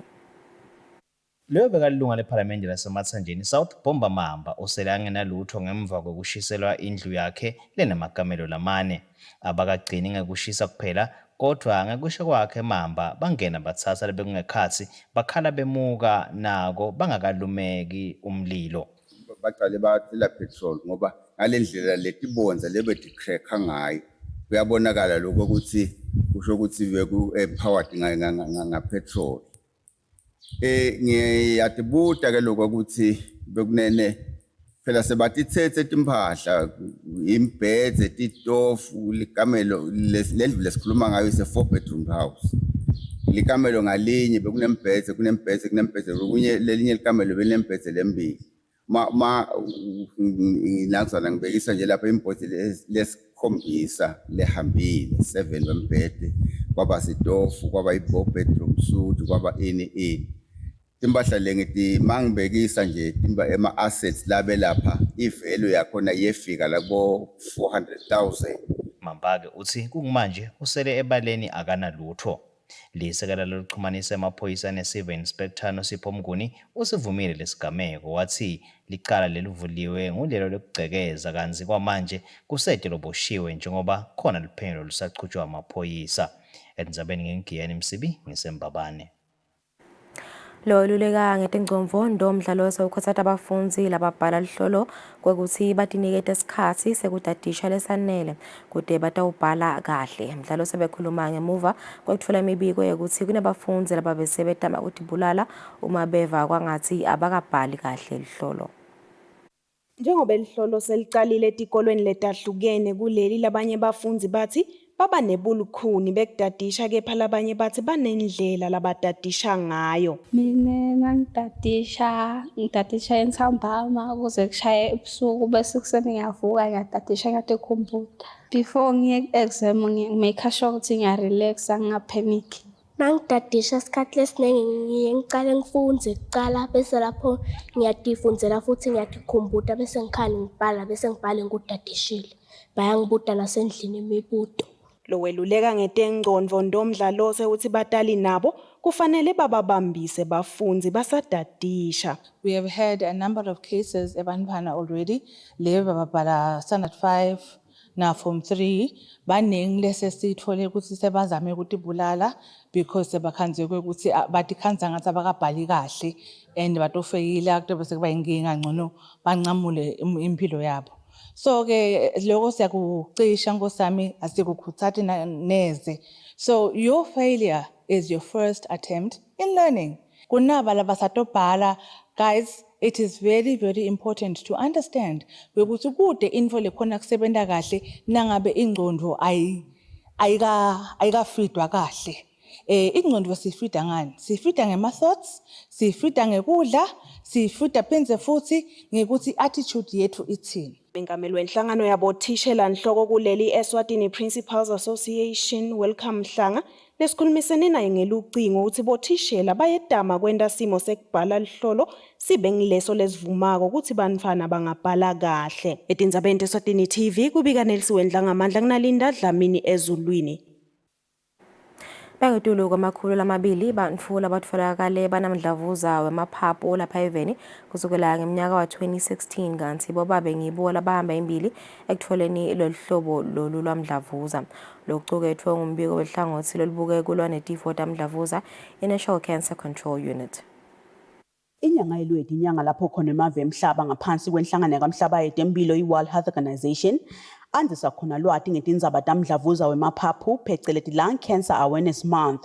I-World Health Organization ibika ukuthi mdlavuza wemaphaphu ngilolunye uhlobo lwamdlavuza loluhamba embili ekuthatheni imiphefumulo yebantfu labanetinhlobo letahlukene tamdlavuza. Lenhlangano ibika ukuthi ngeminyaka wa 2020 kushone bantfu labasigidzi nengcenye 1.8 million ngenxa loluhlobo lwamdlavuza mhlaba wonke. Lapha eveni umbiko weluhlangothi olubuke tindzaba tekulwa namdlavuza i-National Cancer Control Unit uveta ukuthi sukela ngeminyaka wa 2016 kufika eminyakeni lophelile bangemakhulu lamabili nelishumi nakune 214 bantfu labatfolakale namdlavuza wemaphaphu. Lo mbiko uveta nekuthi bobabe lapha eveni ngibo labahamba embili ekutfoleni loluhlobo lwamdlavuza.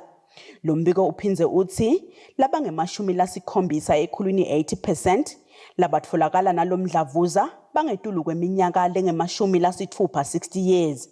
Lo hlangothi luvetile nekuthi liningi lalaba labatfolakala nalomdlavuza lapha eveni bafika imitfolampilo yelive sevele udle kakhulu engatini ikakhulu kati ngoba kulukhuni kuwubona ngoba letinye timphawu tawo tifanana naleto temkhuhlane. Luhlangothi kuleli viki litawube livakashela tinkampani letahlukene lapha eveni kwanzisa lwati ngetindzaba tamdlavuza wemaphaphu. Etindzabeni ye-Eswatini TV kubika Samkelsiwe Khoza Sembabane. Ivuna ilitiko letempilo Mduduzi Mathebula ithi kuyakhuthata kubona inkampani lekhicita shukela iubombo sugar iba ingcenye yekulwa kwanza kweligciwane le-HIV kuleli. Ivuna lebekade emelelwe ngulobuke tempilo elibonjeni Happy Tabete ngesikhathi inkampani ikubhala ilanga lokukhumbula labo labashiya emhlabeni ngenxa yalesifo kanye nekhuthata labo labaphila nalesifo ithi uhulumende wenda yonke imitamo yokulwa naleligciwane. Happy Tabete lebekade amele indvuna yetempilo ukhutsata inkampani iubombo sugar ukuthi ichubeke nekucinisa tinhlelo tayo kusita labo labaphila nalesifo kanye nekuthi lusito loluphathelene naso litfolakale melula etisebentini tayo lenkampani kanye nalabo labaldzingako. One of the key attributes to ending AIDS by the year 2030 is through seeing more involvement by the community. It is therefore without a shadow of doubt that holding the World AIDS Day commemoration in the Ubombo Sugar community is testament to this year's theme, which emphasizes on the need for communities to lead as we move towards ending AIDS as a public health threat by the year 2030. Umchumanisi kule nkampani Leonard Nzimanze uthi njengoba live leSwatini linemgomo wekucedza ligciwane le-HIV kanye nesifo i-AIDS bayinkampani batawenta tonkhe taba tekubambisana nahulumende asenda loko. Uchubeka uthi wonke umuntu kufanele akwente insayeya kwesekela labo labaphila nalesifo kute bativele bayingcenye yelive leSwatini. We must invest in health and well-being of our communities and ensure that everyone has access to the care and support they need. Ngekusho kwelicwaningo lwaShims 3 lehlile ngeminyaka wanga-2021 nalicathaniswa neminyaka wa-2016 linani lebantfu labaphila naleligciwane kuleli lasuka ngetulu kancane ku-27% lefika ku-24%. Lokuyinkhomba yekwekuthi live leSwatini liyachubeka nekwenta kahle etindzabeni tekulwa naleligciwane. Etindzabeni teSwatini TV kubika Nelisiwendla ngamandla titfombe tibuya ka Ubombo Sugar.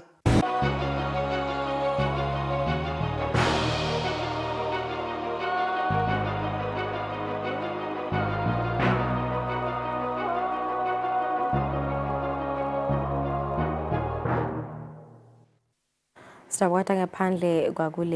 number of babies born prematurely in Gaza has increased since the conflict began as pregnant women face severely strained health care. Over the last week, 8 babies died at Al-Shifa amid lack of electricity, 4 generators and lack of medication. An aid worker picking up a premature baby in Al-Shifa hospital. One of 31 infants evacuated from the besieged health facility on Sunday to this hospital in the south of Gaza, where they're receiving urgent care. They are very low birth weight and need special care. Now we're starting to give him the care in this hospital and announce the mothers and the family to come here to recognize their babies and to go tomorrow with them to Egypt to more specialized centers. The number of babies born prematurely has increased in Gaza since the conflict began, as pregnant women face severely strained healthcare. Over the last week, 8 babies died at Al-Shifa amid lack of electricity for generators and medication. Hundreds of other patients, staff and displaced people who were sheltering in Shifa left on Saturday. The World Health Organization team who led Sunday's evacuation said that further missions are being planned to rescue the dozens of patients remaining there, including people in intensive care who are unable to move without medical assistance and the hospital staff looking after them. As healthcare professionals, I am absolutely humbled by the work of you and your teams. It is nothing short of heroic. The World Health Organization reported signs of gunfire and shelling and a mass grave at Al-Shifa's entrance, where the hospital director earlier said they'd been forced to bury dead patients after fierce fighting around the complex. Israeli forces seized the hospital earlier this week to root out an alleged underground Hamas command center. They've been searching its grounds for days and say they found weapons and a tunnel that stretches 55 meters beneath the complex. Desperate for a way out of a crippling economic crisis, Argentines have voted on Sunday in a nail-biter election race between embattled Economy Minister Sergio Massa and the Liberation outsider Javier Milei. It's election day for more than 35 million registered voters in Argentina. Outgoing Finance Minister Sergio Massa faces far-right libertarian Javier Milei in what's gearing up to be a very close race. While it is true that Massa is part of this government that has failed economically, it seems to me that looking forward, he is the only political actor who really has the support of the entire arena of politicians. I'm going to vote for Milei. It wasn't my first choice, but it's what I have left. I don't agree with all of his social policies, but I do agree with most of his economic plans. While Milei wants to dollarize the economy and cut the size of the government, Massa would stick to the peso and try to bolster the labour market. Massa is heading into the second round with some momentum after unexpectedly winning the first round in October, where he got 37% of the vote, Milei coming in second with 30%. As the region's largest economy, all eyes are now on Argentina. It's one of the world's main food suppliers, has one of the largest reserves of electric vehicle battery lithium, and huge shale gas and oil potential. But it's also facing its worst economic crisis in decades, with triple-digit inflation, colossal debt, a looming recession, and 2/5 of people living under the poverty line. Argentina's next president will take office in December and begin a 4-year term. And in other news, Milei has won the presidential elections as results were announced later last night. European Commission President Ursula von der Leyen stated on Saturday that she opposed the forced displacement of Palestinians during a meeting in Cairo with Egyptian President Abdel Fattah al-Sisi. European Commission President Ursula von der Leyen stated on Saturday that she opposed the forced displacement of Palestinians during a meeting in Cairo with Egyptian President Abdel Fattah al-Sisi. In addition to our humanitarian support, we're reaching out to our partners in the region to prevent violence from spreading. I had a very good meeting on this with President al-Sisi this morning. We discussed in particular how to work together to avoid regional escalation. Egypt is a key partner in this. Its voice is heard across the region and by all sectors.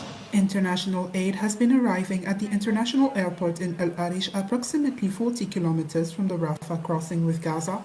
The Rafah crossing, the only entry point for aid not controlled by Israel, has been crucial for the trickle of assistance into war-ravaged Gaza. Over the last month, we have quadrupled our humanitarian aid to over 100 million euro.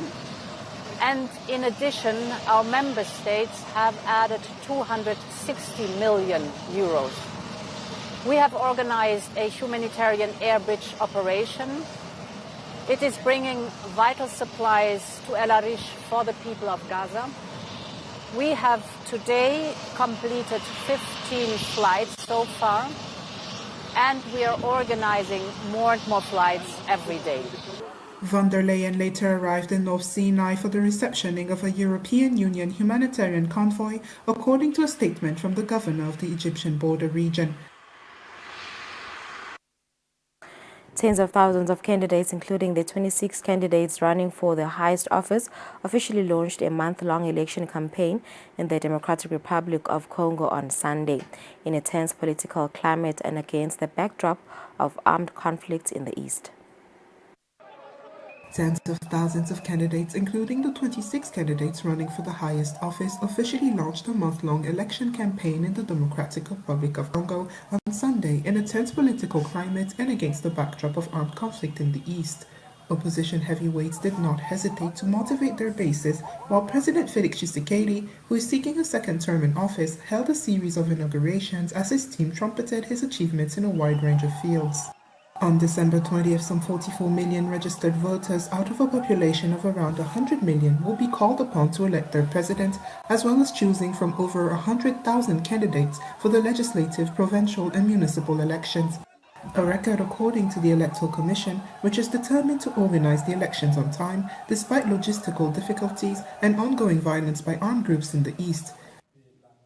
Because of the conflict, 2 territories in the province of North Kivu will not be able to vote normally, but if the provincial capital Goma were to fall itself, the whole process will be compromised. Tshisekedi, who made peace a priority, asserted that the M23 will not take Goma. His overall record is mixed according to analysts and catastrophic according to the opposition, which paints a gloomy picture of the situation while immediately denouncing organized fraud. The Zimbabwe Banks and Allied Workers Union reports that 75% of jobs in the sector have been lost since the beginning of the millennium. The Zimbabwe Banks and Allied Workers Union reports that 75% of jobs in the sector have been lost since the beginning of the millennium. This decline is attributed to a combination of accelerated digitalization and socio-political challenges facing the nation over the past 2 decades. In discussions with NewZimbabwe.com about the outcomes of a high-level convention that brought together workers from the country's banking sector, trade unionist Peter Mutasa expressed concern about the diminishing workforce. Mutasa highlighted the decline in membership from a peak of 12,000 in the late 1990s to approximately 3,000 at present. He pointed out significant transformations in the banking sector, such as digitalization and automation, as the main culprits. The unionist noted that high unemployment has adversely affected collective bargaining, with traditional methods like strikes becoming less effective. Mutasa criticized the restrictive nature of labor laws, further complicated by a toxic political environment in which the government views every union with suspicion, treating them as enemies of the state.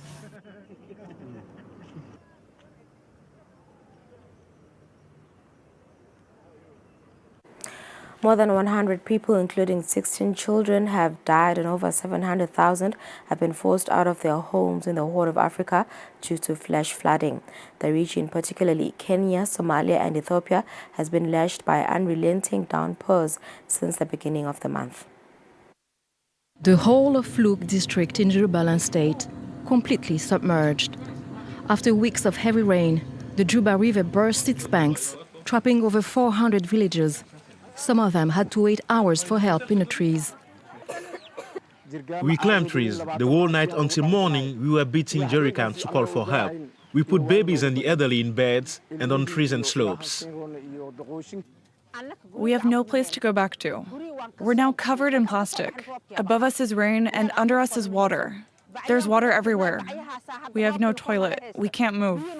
Same scene of devastation, 70 kilometers away. Some children making the most of the situation, while adults worry about the future. The floods had a serious impact on business because there are no goods coming to town. We can't bring anything by plane. And there's a serious shortage of goods, fuel, food, and all other things in the city. Really, we will be feeling the impact.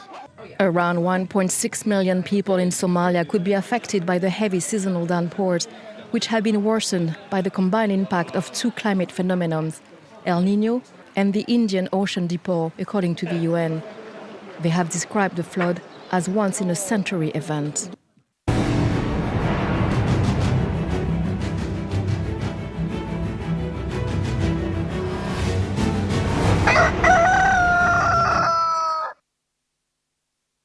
Kutemidlalo lilunga lephalamende lenkhundla yakalobamba Michael Masilela uthi umdlalo webhola ungadlala indima lenkulu enciphiseni lizinga labantu labasha labangasasebenzi njengoba kwenteka emaveni lasathuthukile. Abekhulumana ketfula lusito lwemali. Eswatini, you have been marked for a great encounter with God. Bishop C.B. Matondo invites amaqembu emidlalo webhola esifundza sakahoho ngaphasi kwesigodi sakalobamba bese kuphela iminyaka lengetulu kwalemithathu badlala kapromotion ngaphandle kokusekeleka ngetimali. Kodwa-ke konke lokho sekuphelile njengoba lilunga lephalamende lenkundla yakalobamba Michael Masilela selisekele lesigodzi ngemali engu-30,000 emalangeni. Sisesigabeni nyalo lesisikhutsatayo ukuthi ibhola asesiyende ibe ngumsebenzi kulabantwana. Ibhola asesiyende ungabi kokuthi it's by the way. Asesezame kokuthi manje kube khona lekhicitako ngoba vele labantwana banemkhono. Abulala emabhodlela umphathi wenhlangano engamele umdlalo webhola ngaphasi kwelesifundza sakaHhohho Comfort Shongweni. CEO Regional Football Association sijabule kakhulu kuba bemhlonishwa ukuthi asixhase kuligi yethu. Vele iligi yethu beyinganaso sponsor beyistrugglisha. But ke nyalo sesitholakele. Sicabanga ukuthi sitasita kakhulu because isathi kahle ukuthi sponsor ngiyona i-lifeblood yale sport nje ke. Bantu ke kube ngcono ngalesikhathi bathi ukuthi sikhona lesidlalelayo. Masilela uphindze waveta ukuthi ufisile ukuthi emacembu langaphasi kwalesigodi kube nemvu leyibhizinisi leto bafakela imali njalo. Ubikela umsakati Eswatini TV temidlalo ngilinda Dlamini ananelisiwe Ndlangamandla kalubamba. Sihlalo welibandla elibuke kusebenza kwabonompembe lapha eVenice sipho kunene uthi kumcoka ukuthi bonompembe bahlale bakhunjutwa ngemithetho lemisha kude batobamba lizinga lekubamba imidlalo yelizinga lemhlaba. Imithetho yokudlalisa umdlalo welibhola letinyawo uhlale ushintsha njalo ngiyo inhlangano lebuke kusebenza kwemthetho yalomdlalo emhlabeni IFAB, i-International Football Association Board. Nekushintsha kwalemithetho bonompembe balakithi nabo kumele bangasaleli ngaphandle. Sineke sithole ithuba ukuthi singake sibabuthe bonke borafela bethu eVenezuela. Sihlangane sesike siphinde sikhumbutane ngemithetho lemisha nangemithetho nemigomo yokudlalisa ibhola eveni. Sibuke emaphutha lesingaba nawo nalokusha lokufikile. Sidawube sikuhlanganisa kule khozi yethu lesinayo kule viki. Ikakhulu ke lapha la sihlanganise the local referees. Sitawukhumbula ukuthi lena yakhiwe ngithi lakhaya akusiyo lena lehlala ita nema-instructors angaphandle, but we'll be using our own local instructors nabo rafela bethu ngoze. Imithetho lekhulunyiswe kakhulu kulo mfundasikole ufake ekhathi loyo wekubanjwa kwebhola i-handball lokhathatha abadlali kanye nabathanzi bemidlalo webhola mhlaba wonke. Ubikela umsakati Eswatini TV temidlalo ngilinda Dlamini ananelisiwe Ndlangamandla kanzi letinye titithombe titholakala ke-internet. Satephetha ngaleto temidlalo sidatha selikhefu sibuya sitawubuka i-police report. Eswatini, you have been marked for a great encounter with God. Bishop C.B. Matondo invites you to come and experience a fresh touch of the Lord as you get equipped to move in miracles, signs and wonders. When God is trying to show you what is about to happen, it's because God loves you. Receive your prophecy. I see a name written. I don't know how to pronounce that, but it's like Mavuso. Yes, Mavuso. Receive your healing. I am not coming alone. I am bringing my prophetic healing bed. Receive your deliverance at the Eswatini Higher Life Conference on Friday the 1st of December and Sunday the 3rd of December at Hall number 1 Mavuso Trade Center in Manzini. Whatever it is that is disturbing you, this is the time that you come. The time is now. Now.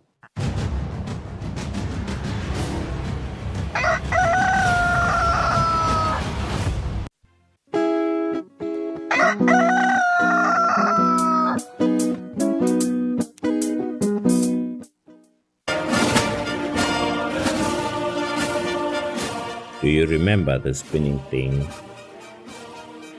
This is us. This picture represents what we did. We were there when coronavirus wreaked havoc in our population.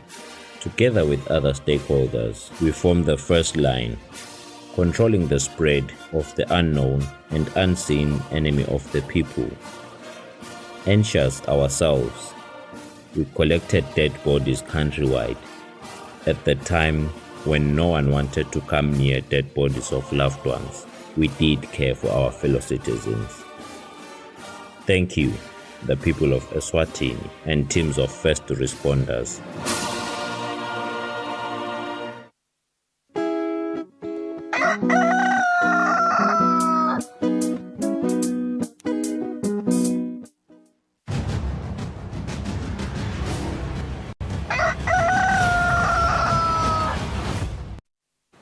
Kwalomuhla siphindze sikwamukele ehlelweni kulesikhathi sanyalo sitawuxhumana nalo sabambe kuba ngumxhumanisi wamaphoyisa embubene Sive noSipho Mnguni lotasipha umbiko wekuthi basebenze kanjani bangemaphoyisa kuna impela sonto lesibuya kuyo sikwamukele ehlelweni Mnguni ngabe njani namhla ekseni sinumbiko losiphathele wona.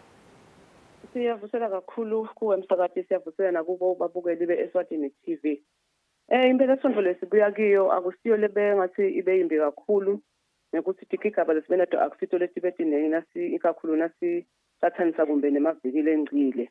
Lokube khona nje lokumbe lesingaphose sikukhulume esiveni ukuthi sibe nengodi lehambene nemiphefumulo lemine ile endeke enzaweni yangalapho moMalkens ngemugcibelo ebusuku ngetithuba dabo 11. Cishe ngilapho la singathi nje kusiyami siva buhlungu kakhulu ukuthi bantu basakhona kuhamba ebusuku bathi nabahamba ukhanze ukuthi abasaboni la kahle ukuthi kumbe emgwaqweni kwendekani lokho lokube sekuresulta ekuthini bese sekwendeka ingodi lapho ukhanza ukuthi sigcine silahlekelwe yimiphefumulo. Lokunye kumbe lesingaba nako ukuthi labagcine baboshiwe ukuthi kumbe banathe base sebaphinde bashayela imoto babe ngu-15 kule mphela sonto lesuka kiyo.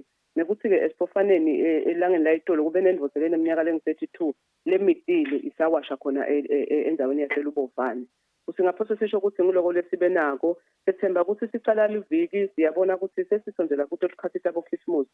Siyathi-ke ukuthi nabantu balabacedile etikolweni kumbe nalabanye batawuvala nje emisebenzini kungesike ukuthi mathute. Sicela-ke ukuthi abantu phela abathi bajabule babuye nganeno kwadise ukuthi idine ngithi ingodi lesibona tendeka ngalesikhathi lesi ngekuthi-ke sisatawuchubeka simaphoyisa sexwayise nje-ke esiveni ukuthi bangaphepha kanjani sisa-approacha wona emalanga abo Christmas.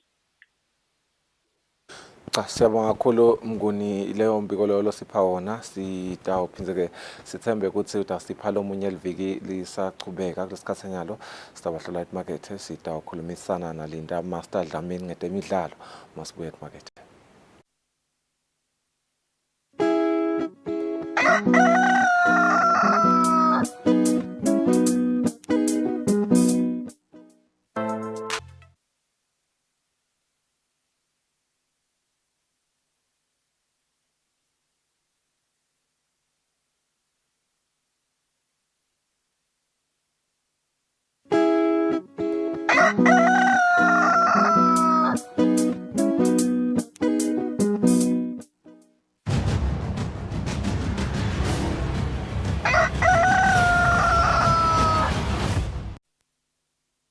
Kwalomhla siphindze sikwamukele ehlelweni we are joined by Linda Master Dlamini lonjula buchopha kutemidlalo tasichazela kabantu ekuthenini engabe yini lele ngaka usihlangise emnikati Master sive semaswati sesikhathatekile bengikhuluma nakucala lihlelo ngitshela lungelele ukuthi you know since I was a kid ngisaya preschool sihlangu khulunywa ngaso ekuthenini we have hope went through primary school, I went through high school, tertiary.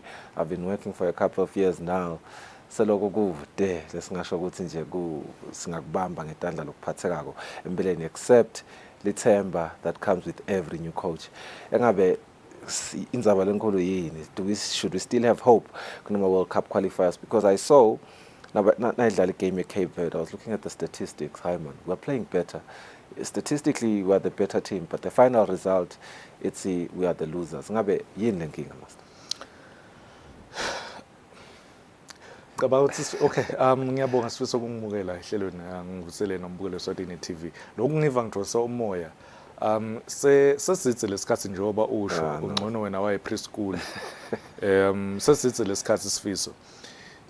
Kodwa akahle kahle akusiko thina sesibuka lengetulu sibuka lengetulu kanzi letimbanzi enibamba letimbanzi talesihlahla tikanjani letimbanzi tiyawaletha yini lamanti kusilesihlahla sitokhona kuthela noma sithele leto tithelo ngiyekubuka kwami ngeke understand nakala microscope lenginawo ekubuka letimbanzeni kude letimbanzi letikhona kudonsa lamanti tenyuse kulestem kwenyuke kuhambe kulama branch ekutothela tithelo ngisho ukuthini sifiso nangisho njalo ngisho ukuthi ibhola ayiqali ku national team ibhola iqala le at grassroots level lapho khona sitawukhuluma ukuthi as a country mangakhe ama academy lesinawo that's one.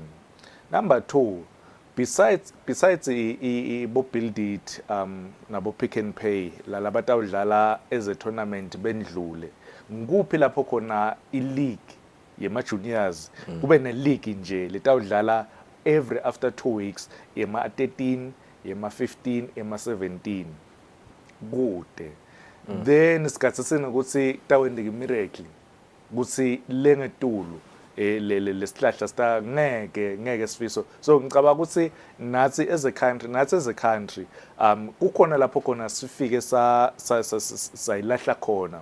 Yes, Football Association as bamvu labengamele ibhola lapha even vele kakhulu sibabuka kodwa sifiso me and you senda ini improve le bhola Osho ukuthi iyasala nasesivenje kakhulu sifiso kakhulu sifiso ngenhlanhla mina ngenhlanhla sikhuluma ngaso sihlanga ngenhlanhla iacademy nginayo kodwa lama challenges eacademy lenginayo labamvu labala ngaphandle abawati and kudzinga ukuthi mine ngibe strong kuze le academy ichubeke yente njani irani uyabona sengisho ukuthi kute lokubambisana lesive ngikhuluma ngebatali ngikhulume ngebantwana ngikhulume ngalabo coach because every coach ufuna ukucoacha ka first division ka Premier League akayikhuluma indzaba development lokusho ukuthi kusala inhlangothi tonke angeke ke bese sesithi nakuya ke sithi uyabona nasihlahla nasi lesihlahla vela sitheli lesi asendini yes vele sigathi ukuthi sithele lesihlahla kodwa ngibuta kakhulu ngithi mine lesihlahla siyayitfola inemisoco lefanele lamhlabathini lefana nemanti lefana nawo onke lemisoco ledzingwa isihlahla ukuthi sithele. I-answer ithi no. Asasibiyele nemuva mina ngiyayidzinga nje sifiso kathi ngisolo sikhuluma indzaba yesport indaba. Lokunye ngijabulile nje chairman wakaHo Itolo besine interview naye akhuluma indzaba yesports bill kuthi uyacela ukuthi iparliament lengenile. Lendzaba yesport bill bayisebente kakhulu kube sport act lapho khona eBotswana sebanaso sport act.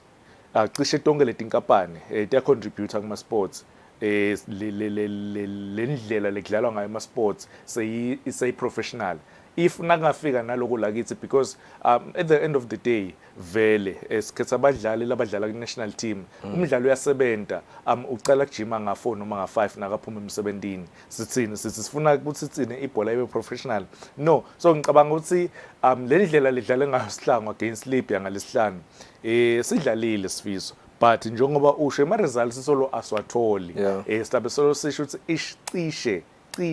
cishe asesike singajaki phambili sike siyibambe nje phasi sathi kuthi lele sikubamba kwenyalo because now when the investment isifiso awuyendeli investment umnyaka leng2 noma leng3 uyendele iminyaka leng7 futhi ngendeka uyendele iminyaka leng10 uyabona iGermany naye yabo Ozil yabo Khedira yabo Neuer yathi nayiwina iWorld Cup yema under 21 bekungasiyo iproject ya 3 years noma ya 2 years bekuyiproject ya 2030 ya 2014 sorry 2014 vele bayiwini iWorld Cup lebeyise Brazil bashaya yona iArgentina baqhamuka nayo le project 2006 buka ukuthi how many years loyo from 2006 to 2013 sine siyathanza kwenda shortcut awumixanzawo sifiso so it's inzini zabo ukuthi kuze sicethe ama shortcuts asesifocus embamba la grassroots and you are calling out all stakeholders from the players basesebancane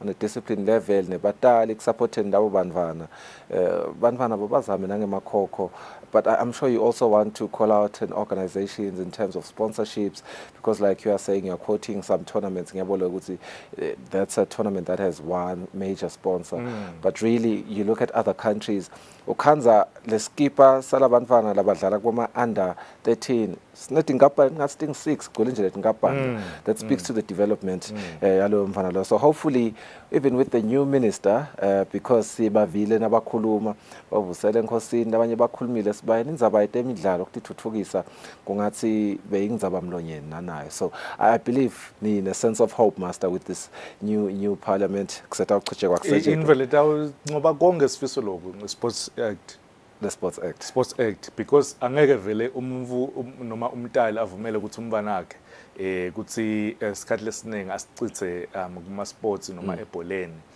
kube bede labuye nako ekhaya. Vele angeke kuze kuyakhe isense kanzi ngasiyalima lapha ensimini siyathi ukuthi sidayishaya inala sihambe sothengisa lombila. But if mhlambe tawuba lo mfana ahambe abuye nesingwa ahambe abuye nalelo paka la shukela, then tawubona umntali so okay kuyaphileka ebholeni angemkhulula umfana ama-hours lamaningi ahambe ayodlala. Ngiyabona ukuthi for the longest time celebrate abadlali bethu mabaya kuyodlala kuma-league la ngephandle kwalakhaya ngalokuthi batakhona kuphilisa. We want that to happen lakhaya, and that's going to be a solution through Sports Act. Master, sisakhuluma ngaso sihlangu, we cannot afford to lose. I believe these are the words of our coach Dominique Kunene. Going into our next game, we cannot afford to lose. What does that mean? Obviously, we know what that means, but what does that mean for Sihlangu, Master, after having lost Nyalo? We're in position 5 ku Group D. It's not a good look. So inawubuka indlela isihlangu lesidlale ngayo njengoba ngisho ukuthi sidlalile against yona iLibya ngalesihlanu khona eMbombela kodwa nje kwala leyo nhlahla eligoli yes ngihlale ngisho ukuthi angisiwe move lo belivela enhlanhleni ebholeni inhlanhla uyadecreate la yona but kulesinye isikhathi uyayisho ukuthi the football gods engathi angaba nathi nawubuka le ndlela lesidlala ngayo unabo bo kwakhe unabo bosikhali unabo bo goalkeeper bokhanyakeza unabo bosileng so ngicabanga ukuthi this team if mina ngihlale ngisho ke sifisa ukuthi if mhlawumbe le team le bese nayo khosafa yonke le lama results ngase siyawuthola because ngase bakujwayele lokudlala ndzawonye badlala kusasa iyadlala i-national team yamnawe i-national team yembukeli ekhaya because ngihlale ngisho mina sifisa ukuthi the reason why lesizathu lesingenta ukuthi nangikhuluma nge-national team ngikhulume ngive ngivakala ngathi ngiva buhlungu ngite lenye live ngite lenye national team lengathi ngiyayifavor noma lengathi ngiwakhona so isihlangu national team yami badlala kusasa against Cape Verde khona eMbombela and nawukhumbula kahle ukuthi iCape Verde besinayo kuma AFCON qualifiers bese group inye nabo na iBurkina Faso ne Togo basishaya ke but ngicabanga ukuthi the way lesadlala ngayo away khona eCape Verde sadlala kahle kakhulu Sifiso and kubona ke babe sesebashintsha the style of play kancane lekudzinga ukuthi nathi coach kudzinga ukuthi I know ukuthi ema videos alawo ma games lawo unawo lekudzinga ukuthi awabuke because na iCape Verde beyidlala but nje kusasa kumele ukuthi silithole ligoli kutoba positive lo sikusho ukuthi iyadlala i-national team but seyishoda ngaleli goal if maybe singalithola lelo goal kusasa against Cape Verde sekungaboosta ke le spirit salabadlali going forward. Master, I was looking at the 24 squad, Cape Verde, quite a strong squad, and they drew with Angola. You also look at the people abadlala team lena, some of them are rivals are a team yames. Like badlala in America. So must get me ngiyafuka vele. Now buka le squad sethu as Master, fine, you cannot change it anymore. Saskhona. Do you think it's strong enough to at least compete? Let me not say win, ngoba lapho I may sound too ambitious, but at least compete with the squad. Singawina ngisho kuwina. Your record? Yeah, singawina. Sifiso sambile saya eSenegal about 2 years ago. Safike sayithola idraw 2-2. Sahamba saya eGuinea in 2017. Safike sabashaya 2-1. 2008 sayishaya iTogo inabo Emmanuel Adebayo 2-1. So ngicabanga ukuthi we are capable as a country kuzinyalo ngile mentality Sifiso ledzingeka kula kule national team ukuthi kude i-national team ledlala nga-12 webantfu noma nga-13 webantfu as much as when udlala at the highest level but mine technically ngigood kufanana nawe so ngicabanga ukuthi njoba ngisho ukuthi mina I believe we have the best striker icishe na ubale ama strikers la dlala kulokho local leagues la Africa esikhala ngambala ku top 15 so if unemidlalo kanjalo why not unga compete against Cape Verde badlala America after all not in England so mina sifiso ngithi if le mentality njengoba ngishido le mentality singaba nayo singakhona ukuthi sishaye Cape Verde but ke lokunye sifiso ngicabanga ukuthi kudlala inzima kakhulu ngiko lokuthi sidlalela ngaphandle embombela ama games ethu asekhaya siwadlala ngaphandle kwakuleli kanzi maybe mina ngiyakhumbula sokuthi ama teams lamanye noma ama national team lamane bengathi naketa la kangwane ikakhulu kade lapha kaSomhlolo abe nako lokwesaba iNigeria yafika la 2018 yafika yadraw sadraw nayo not and leyo game leyo ngabe sayiwina 3-0 if maybe sathatha ama chances ethu njoba ngisho boTogo bafikile boGhana bafikile if maybe besinayo le nkundla lekahle lekuthi singadlala ema home games ethu le fear factor uyayifaka even nakulaka lama opponents because I intimidateka nasaqala emaswati sahlabela ingoma saqala sashaya tigubu nalokwati nje ukuthi ngiyeSwatini uyabona so ngicabanga ukuthi lokho kudlala inzima lenkulu kakhulu ngeke bese sesiba too harsh kuyo I national team sihlangu senikati nayo Football Association. Here's a positive takeaway from how we've played, even on our loss, Master. Coach Micho, Libya. First and foremost, I don't know how we won against Islam. They were the better team. Acknowledge which is positive. Two, we have only one player who's like DSTV Premiership for the squad. Who reflect back to Botoni, the likes of Botari, Bopupu. With so much quality, from what he saw, we should be playing there. And Utsi, going into our game versus Cape Verde, his vote of confidence is on us. He's really confident that we really can beat Cape Verde. I think that's a big positive, Master, for someone who beat us, first and foremost, from someone who beat us. Naga assessor as a coach, coach on a national level. Naga see la badlal betfu badlal be quality. You just said Scully is a top 15 player in Africa. Do we want to export la badlal? Do we really want to export our cream of the crop players into these leagues? Okay, Sfiz.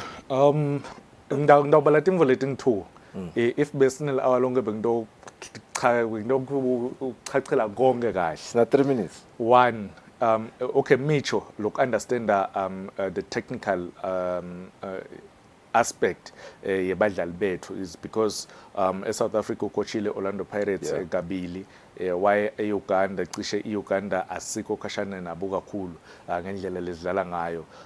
Number 2, ukhuluma indzaba yekuhambisa abadlali sibayise ngaphandle.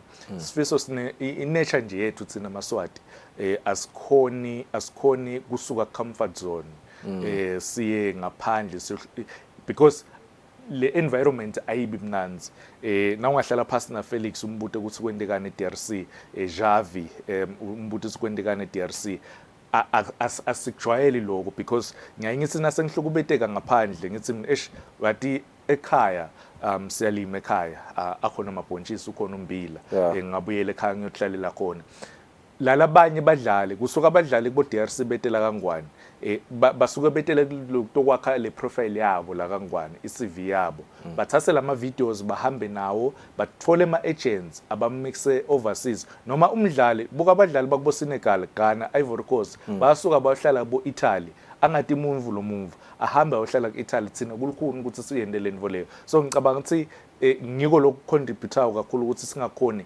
sinalo talent linengakhulu asikhona ukuthi number 2 indzaba yama agents because at the moment nje iagent le akhona wona 3 or 4 but iagent lecishe inyalo seyitakhele ligama layo nguMadumo so ngicabanga ukuthi naloko kuyidlala kakhulu inzima ukuthi badlali bethu bangakhona ukuthi baye ngaphandle. and hopefully stakubona kushintsha konke lokhu, Master. Thank you so much for your time, Master. I think going into this game, good, besides kubane hope, our captain has already said it. Sfiso Matha, we can't afford to lose. We need hope going into this game. We are sure badlali bayamsupporta, technical team yamsupporta. We also need to support them. See, lama games lawa games asekhaya asikhale pass against Libya. If sikhala pass against Cape Verde, then sekusibeka kabi kakhulu. Sisawufacana neCameroon, sisawufacana neAngola, sisawufacana yes Mauritius. Angibali Mauritius because Mauritius kumele ukuthi sishaye kulena home and away. So ngicabanga ukuthi if siwina kule game yakusasa sihamba seCape Verde sothola idraw. Cameroon sforsa idraw ekhaya noma bangasidla away, then ama-chances is now, but kulukhuni so angeke ngize ngicambe ma kulukhuni kakhulu. Master, I know Sagut discussed it, but I was really sad to learn that South Africa didn't make it to the finals. Go World Cup, cricket, and Australia became the eventual winners. Australia being had to go see maybe inakba stronger mawala piece, but they're really strong this side as well. But cricket, India losing. Isifiso ngasho India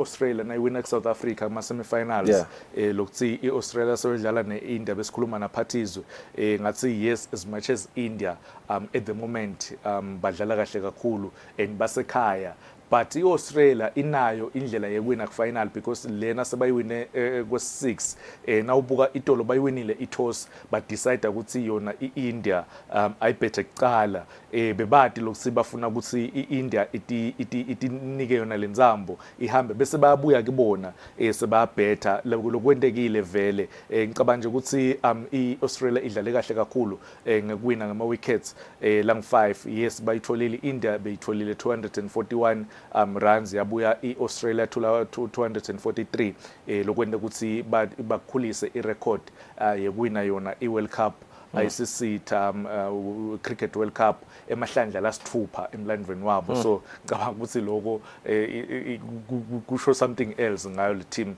yase-Australia. Yeah, no, it has been a record-breaking year in the Lama Sporting Fields, Master. Australia won by 6 wickets. I think that concludes our conversation today. Thank you so much for your time. Thank you. Linda, Master Dlamini sathele msakato yetemidlalo siya nje ukuthi asibene lethemba sihlanga ukufuna ukuthi siyawina. Also criticizing indaba ukuthi how can we develop indaba ukuthi badlali bethu bebhola babe ngilaba khonako ukucompete bawine ngoba we've competed for the longest time, but there's nothing really to show for it. Ngalo muhla sibe baphathelwa nehlelo lethu lwalo muhla asikuvalelise sitabona nakusasa.